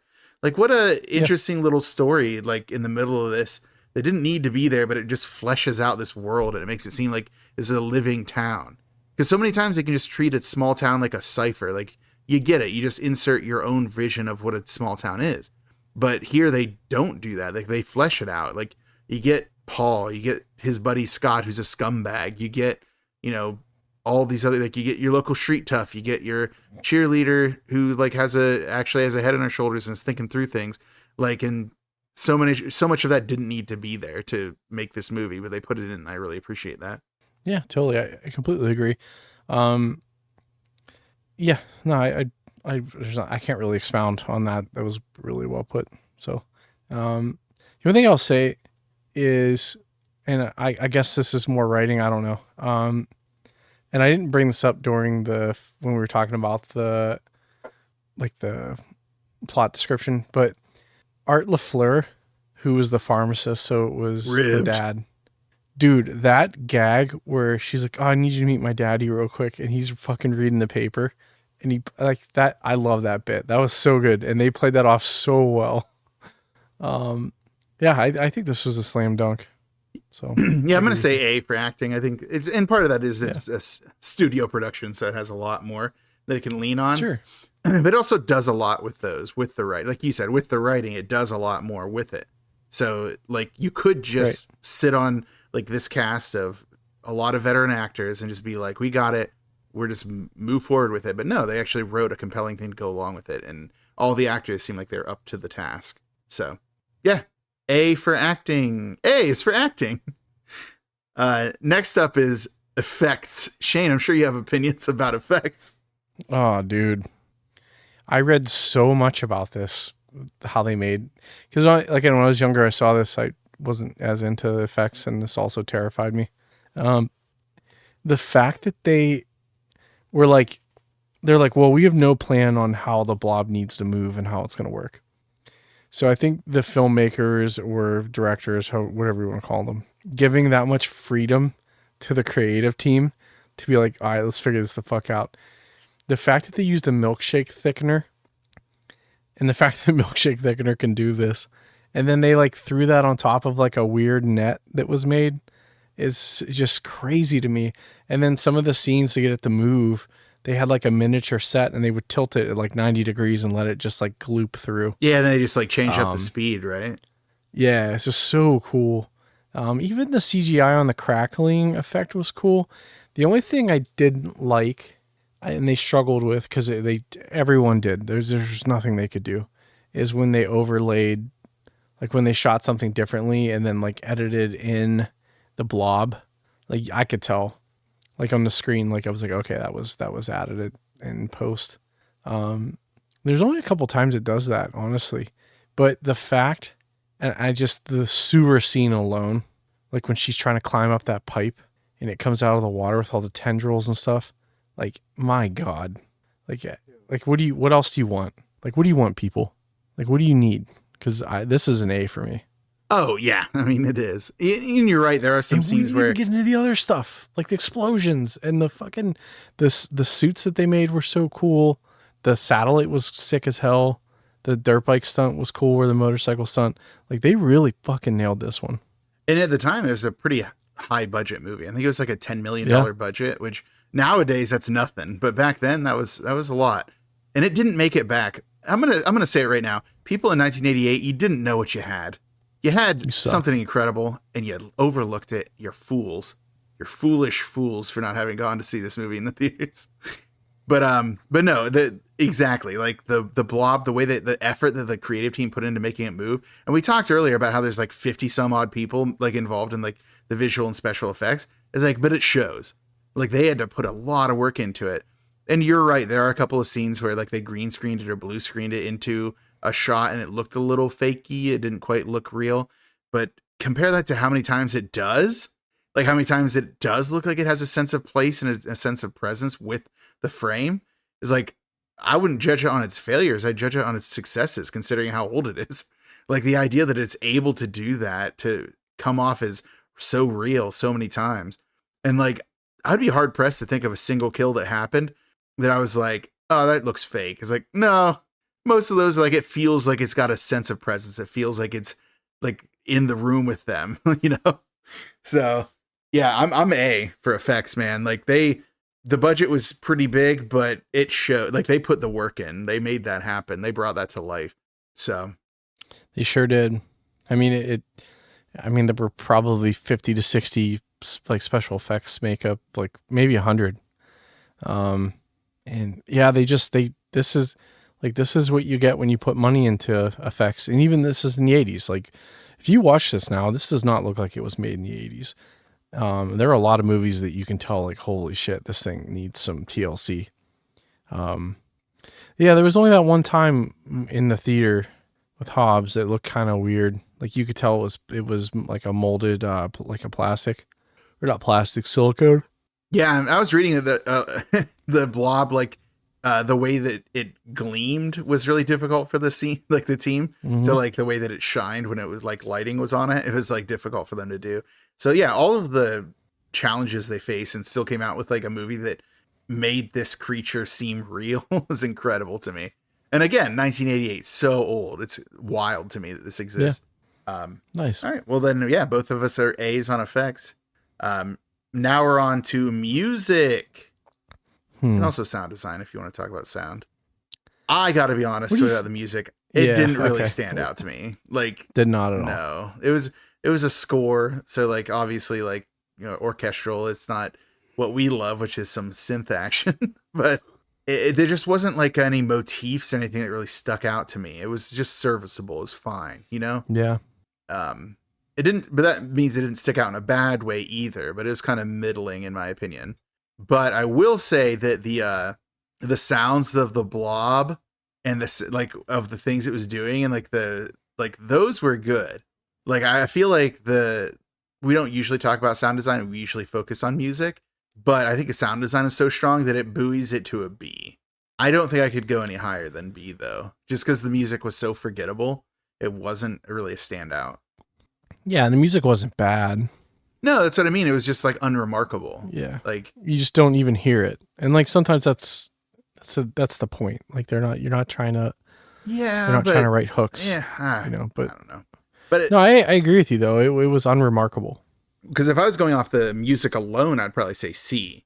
But I really think that the sound, like the sounds of the Blob and the the way that it does things and like the gurgling and all of that. And when it's like absorbing people, there's like a light sizzling going on while it's doing it. It's like really gross. So like her hair being fried. Oh man, that was gross. Effect. Yeah. So like that is what brings it up to a B for me. I agree. All right. B for music and sound design. Specifically mostly sound this time. All right, now the final category, Shane, that cult factor, the little X factor that makes these movies so special. Yeah, it's A. I mean, this is just even as a remake, this is just like, this is such a classic. And I'll be honest with you, I think I like this one more than the 50s one too. Yes. I do love the scene of it chasing all the people down the, like out of the theater, like down, like that's such a quintessential horror scene. But there's so much stuff in this movie that I think they took it to a whole new level. It is so painfully overlooked. Yeah. Sorry, I didn't mean to interrupt you. Which is crazy. Like, that's kind of what you're talking about. It is so overlooked. Yeah, no, it's so true though. Like, why is this overlooked? Like, that people did not like this movie.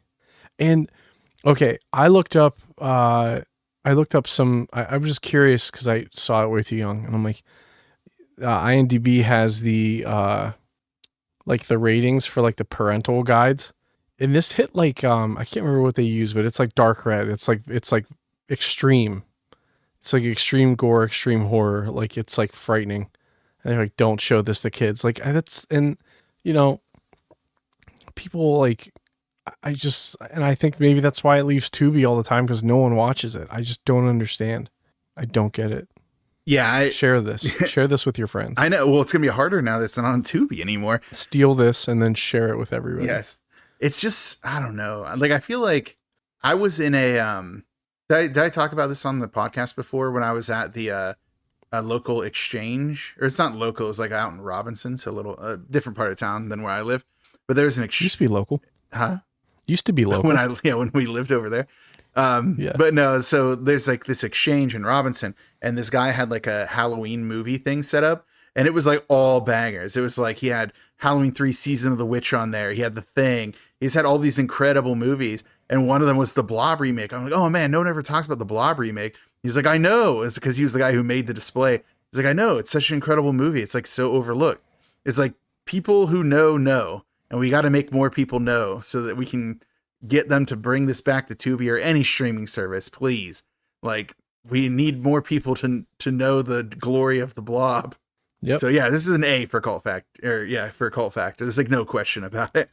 It's just so weird that like this is like probably our most like studio big budget sleek movie we've ever done for this podcast, and yet it's still so overlooked because of, I don't know why. Like, I don't know why this movie hasn't.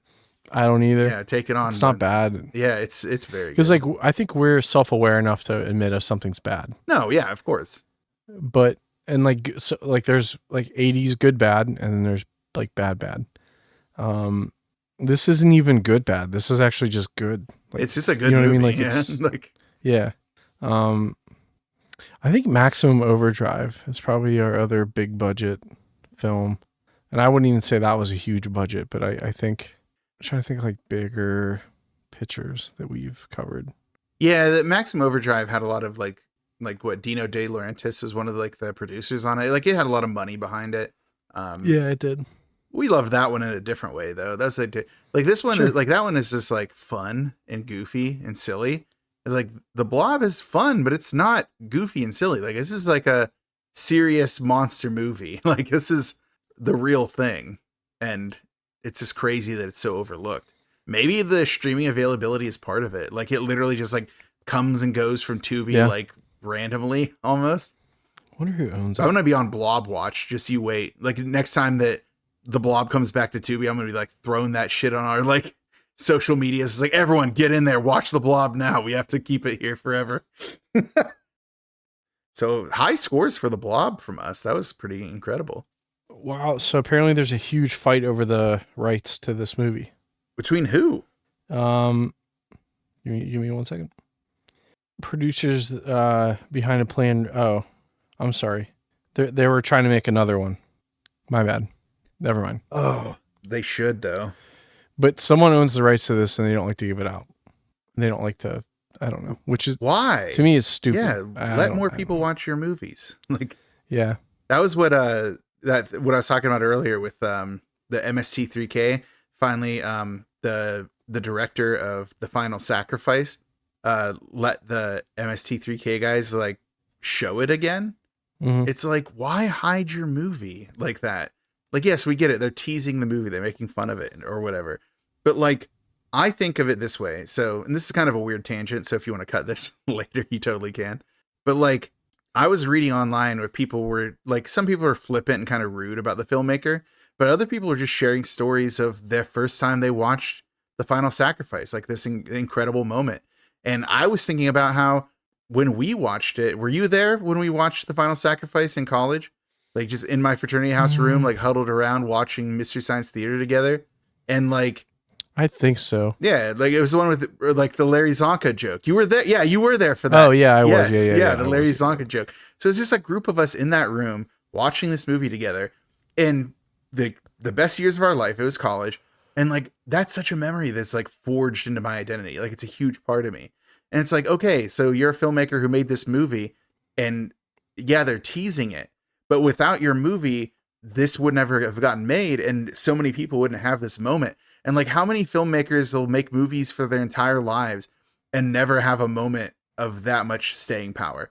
It's like, yeah, maybe it's like occasionally at the expense of your movie, but like people have these memories formed around it that it will stick with them forever. And like that to me is like what art's all about. So even if it is a little bit of jabs at your movie, like it's crazy to me to hide it away. So like if these producers are like, yeah, well, we're doing something else with it, or we don't want to give it out or something like that. Like that's wild to me because these are like, you don't know how much your movie means to somebody. And if you hide it away, Yeah, it'll never mean that again to anyone else. I think sometimes it does come down to who actually owns the rights. So like, I don't know if it's the actual filmmaker as much as it is the studio, and then they have to wrestle rights away from them to make decisions. I hate studios so much, dude. Because like at that point, like no one at that company even worked there when the movie was created. Like, so like no one. It is just a check that they can cash sitting in their vault. Like I feel like that's really how it's looked at. It's almost like a commodity, right? Yeah, because film is a business and not an art. Even though it is an art, Right. that is the point. Right. Yep. Yeah. So Sorry about that tangent about the taken. Final No, Sacrifice, but now you remember that day. Like it was like what? There's like 5 of us in my room watching it, and we just like sat there and watched this like Mystery Science Theater thing, and like it's teasing it, it's making fun of it, but it's also like the movie's a core part of that. We also watched the one. What was it? A Touch of Satan, the one with like That was a good Edgar one. Winter, the early years. yeah, that was so good. I don't know. Like, yeah, if you're a filmmaker, I mean, I'm sure it's a blow to the pride that your movie wasn't as good as you hoped it would be. But I don't know, without it, people wouldn't have that moment. Like Mystery Science Theater exists alongside the film. Like, I don't know. That's just, I'm getting really off track. I'm sorry. But it was just one of those things that like, I think about that a lot. Like if someone's like got the rights to the Blob, give it to us. We want it. We want to share the love. So there you go. End tangent over with. Nice. All right, next up is our Hat on a Hat, our final segment of judgments, where we, add one extra layer of judgment because you can't stop us. No one can stop us. In fact, I got a letter from the SCC. They're like, stop. I'm like, no. So next up is the D roll.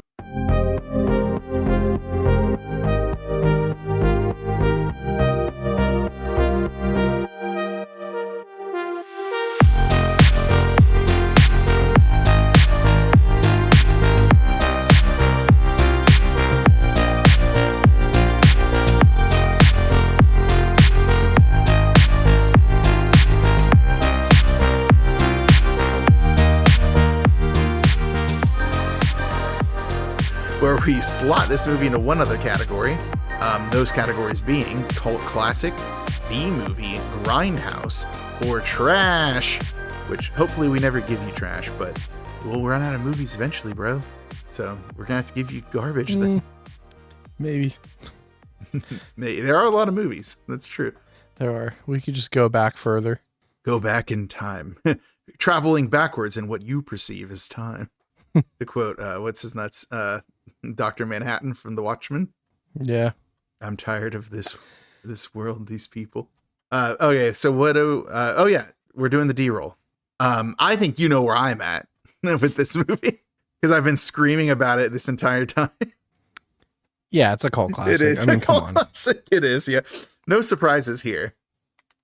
I think you'd be hard pressed to find someone that was into film or even horror that would not know what this is.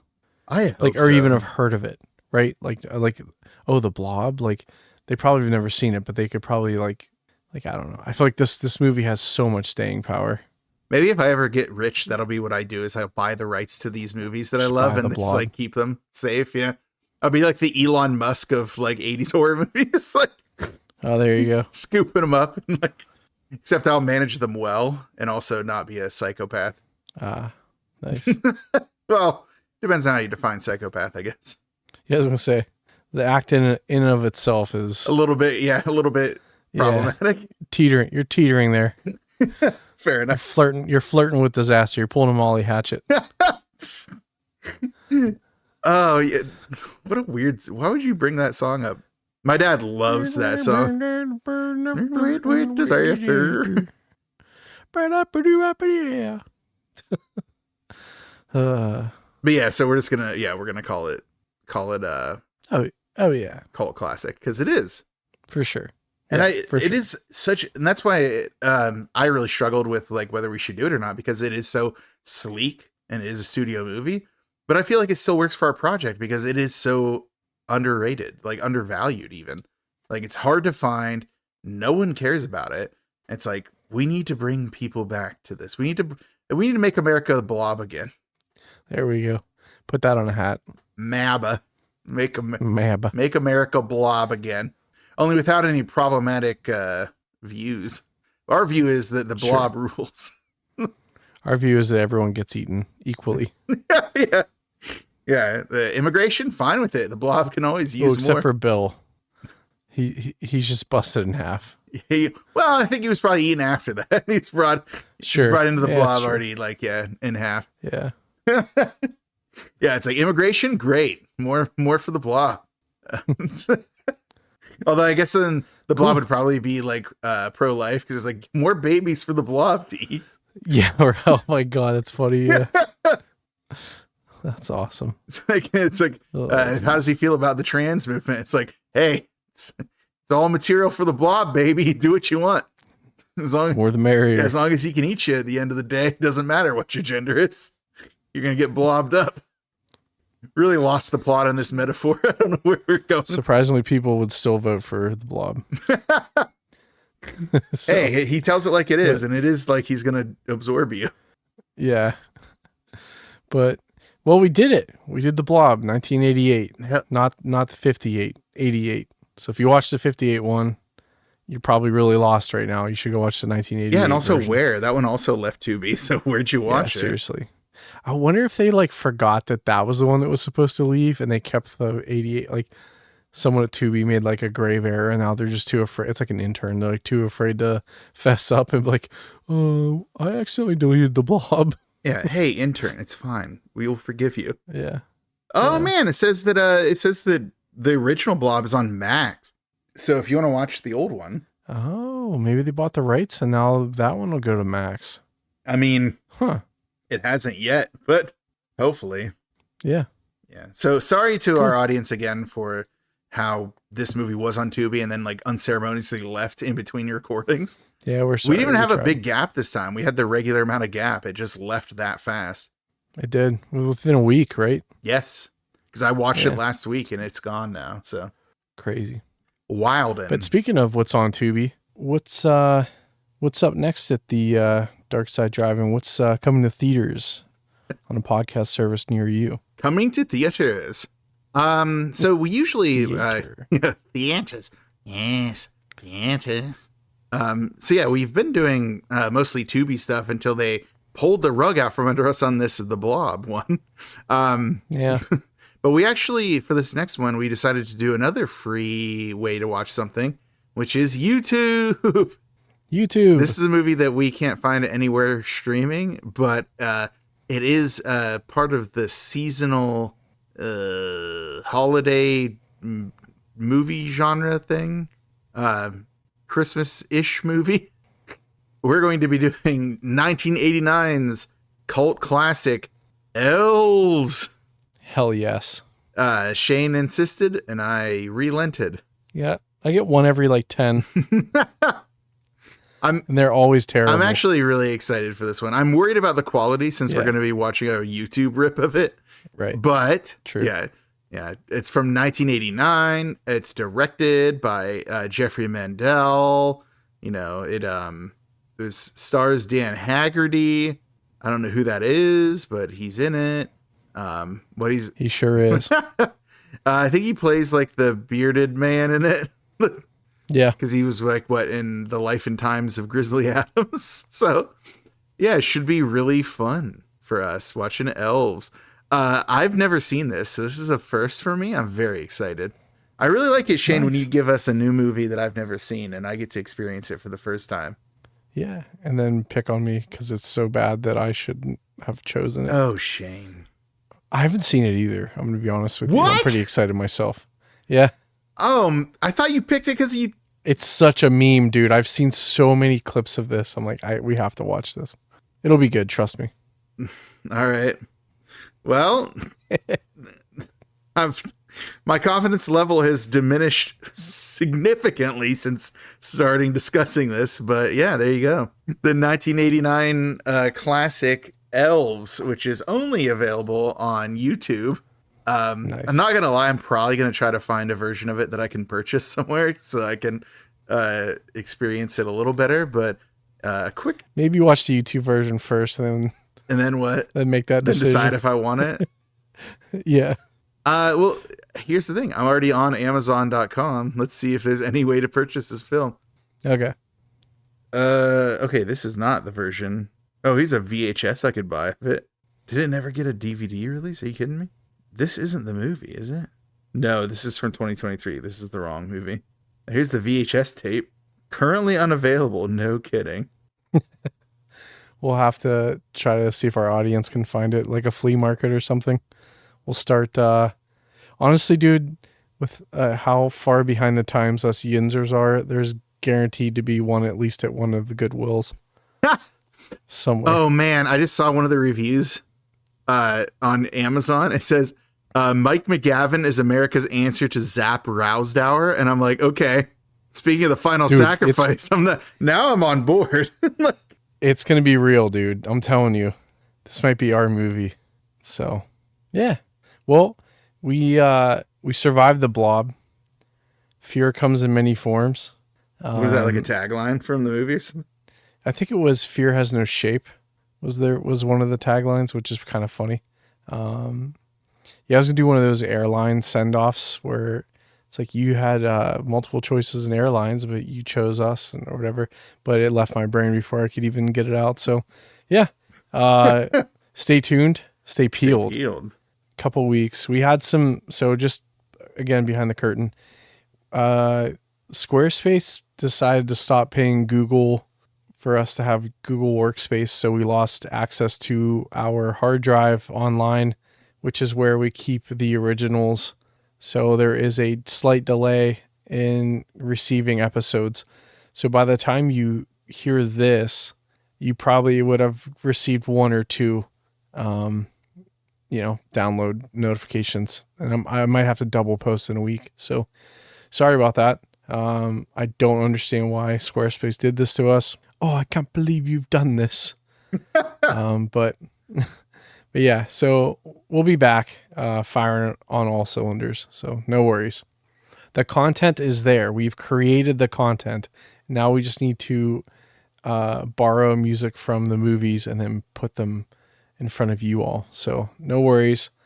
You should see that stuff soon. So yeah. Any closing thoughts? I would like to take a second to say shout out to Rebel Revolver for our theme song and always being good friends and guys to know. They recently played their last scheduled show of the year. So they're currently not playing yet anywhere anytime soon. But yeah, check out their socials, keep up with them. If you're in the Pittsburgh area, obviously. If you're not in the Pittsburgh area, just listen to them on Spotify. It's easy. Just click on it. So yeah, they don't have anything scheduled in the immediate future, but I'm sure if something comes up, they'll post it online. I'm actually going to some Krampus night stuff with one of the band members this week. Oh, nice. Yeah, it's coming up here in Pittsburgh. Has the Krampus night celebration, so it's gonna be pretty cool. But yeah, there you go. I just wanted to give a shout out to Rebel Revolver. They're awesome. And Awesome. as long as I have the floor as it is, we need a new sign off because it's no longer hordes out, gourds out. We're now in the winter season. We need to come up with a new sign out. Bells out, hell's out. No, that's dumb. That's dumb. Oh, because bells like jingle bells. Yeah. Oh my God. Did you get one? Well, I was thinking trees out, crees out, like Creon. We can't have an entire phrase around Creon, the warlock from Spookies. Yeah, I know. It would be cool. It though. would be cool. You're not wrong about that. I think at this point, if you have a good one, let us know. What was ours last year? What was our tagline for Christmas? We did Silent Night, Deadly Night, Part 2. Yeah, we did. I don't know, man. Oh, it was sleigh bells. It had something to do with sleigh bells or something like that. I don't know. We'll come up with something cool and catchy and interesting. Yeah, I was like thinking snows out, but then I was like, and then what? Hose out. No. That's not the show we run, sir. We run a clean program. Yeah. Yeah, I'm trying to think of weird Christmas rhymes. Oh my God, lights out, frights out. Hey, because of the Christmas lights. There it is. Yeah. That's a good one. Well done, Shane. Yeah. Thanks. Don't ever write in to us ever. No one. Don't you go to Instagram and type in at the Dark Side Drive and give us suggestions. Almost no one writes into us anyway. It's a very lonely life we lead. I get DMs, but they stopped, and then some of them just got weird, and I had to block people. Like, don't be weird. They sent it. I mean, be a little weird, but like, don't be that kind of weird. They sent some wiener photos. No, it was just like some weird dong daguerreotypes, as they say. Yeah, I would have preferred the wieners, I guess, to the weird. Do not say that. No, I'm just kidding. Do not put that into the ether, sir. It was like weird solicitation stuff. Like, hey, you need to come on my page and follow me and like these 7 things and click this link. I'm like, oh my God. And they're not spam. They're just not good people. I think that there's like with small like media venues, like small like media content like we are. There's this like quid pro quo of it all, but it's like, I'll follow your stuff. Like I'll go and follow you. Like I'll like your posts. But like, if you're going to give me like a series of difficult instructions, like, buddy, I failed this shit in kindergarten. I can't do it now. I'm 30 or 40 years old. I don't have time to figure out how to do all this stuff. So you want me to like your page? I'll do it. But and I'll like your stuff, but I'm not going to do a weird, like, what's that movie with Catherine Zeta-Jones? And she goes through like the lasers, entrapment or something. Yeah. I'm not trying to do an entrapment. I'm not that limber. Let's be honest. I'm not that fit. Well, I think a lot of it comes down to like, we would prefer to get listeners and people that actually want to enjoy our content, not just like clickbait. And I actually was pretty pissed about this. I wasn't going to bring this up. I'm not going to dox the show, but there is another horror show that came up in my feed, and I'm like, oh, these guys seem pretty chill. I'll check them out. Like overnight, their followers went from like, I would say 2,000 or 3,000 to like 50 to 60,000. And when you click, because that's how I try to find listeners. I'll go to other similar shows, and I try to look through the listeners, like, oh, I think this person would like our show, so I follow them, right, in hopes that they follow back. Just trying to engage with people that actually want to listen to our stuff. And I'm not kidding you, most of their followers are bots, and they're definitely AI, because like, I'm sure some of them are new, air quotes new, But some of the names and like photos and stuff, it's 100% AI. It's not even like the spammer bots from like India. Like, you know, it was just weird. So yeah, that kind of pissed me off. So I guess people are resorting to buying subs now, which is bullshit. So How would having a submarine help you? well, you see, when you're 20,000 leagues under the sea in your horror podcast, Isn't it there's a lot of good content. 40,000? Fathoms, 40,000.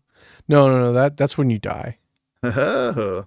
Yeah, you want to be like half of that down. I mean, we have day jobs. We don't need to farm listeners from. No, it was from just robots. weird, dude. Plus, Yeah, it kind of made me mad. that's how you get like terminated. Like, I'm gonna be Skynet be knocking on my door like, hey, I'm about to pay the piper, buddy. Yeah, remember all those likes we gave you? Now you We need work to for borrow us, your bro. flesh. Yeah, absolutely not. No, thank you. We should go back in time and kill John Connor. No.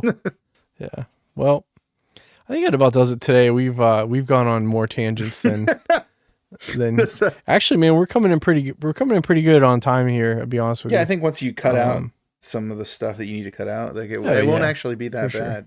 No, but yeah. Well, I had a blast. Please watch The Blob if you can. I rented it.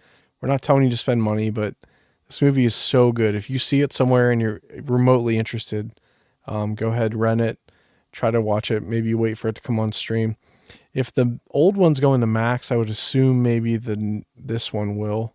We'll keep an eye out, and if we see anything, we'll let you all know. Yeah, I'll keep an eye out, and I'll update the socials and stuff, like if I find it, if I see it. Yeah. Instruct you to do the same on the socials that I do not have access to, so we can get the word out. Yeah, I got to figure that out. The Blob is here. It's here. Bortles. But yeah. Well, I've been Shane. And I have been Stefan. And you have been tuning into the Dark Side Drive-In, which is our horror theme podcast where we cover movies from the 80s, sometimes 70s, sometimes 90s. Stay peeled. Keep it spooky. Spook them up. Spook 'em up. You want to do the new one? I already forgot it. Lights out, frights out. Lights out, frights out. Lights out, frights out, son. Lights out, frights out. Oh, that's good. Yeah. There you go. Put a little sauce on it. Get a little sauce in there. Put a little sauce in it. Well, bye. Bye. He thought he was in control. How wrong he was. Come to the dark side, drive-in. It's the dark side, drive-in. Come to the dark side, drive-in. It's the dark side, drive-in movie club. From Dynamis Media comes a horror cyclopedia, watching movies from the gates of hell.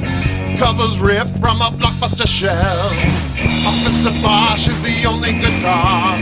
Jugs and the stuff just can't be stopped. Things get hairy in the werewolves there. Turn the corner and the prowler is there. It's the dark side, drive-in. It's the dark side, drive-in. Come to the dark side, drive-in. It's the dark side, drive-in movie club. Shane's the one who runs the show. He produces and keeps the flow. The Savini of the ones and twos. Only Jack Cordell has bigger shoes. Stefan does the bulk of the research. His descriptions just can't be besmirched. Lots of synopses are the top of lore. Just like Lamson, you'll be begging for more. It's the dark side, drive-in. It's the dark side, drive-in. Come to the dark side, drive-in. It's the dark side, drive-in movie club. From the deepest corner of the darkest universe, two brave hosts battle through nameless hordes of ghoulish monsters most foul, all to bring you the eternal glory of the Dark Side Drive-In.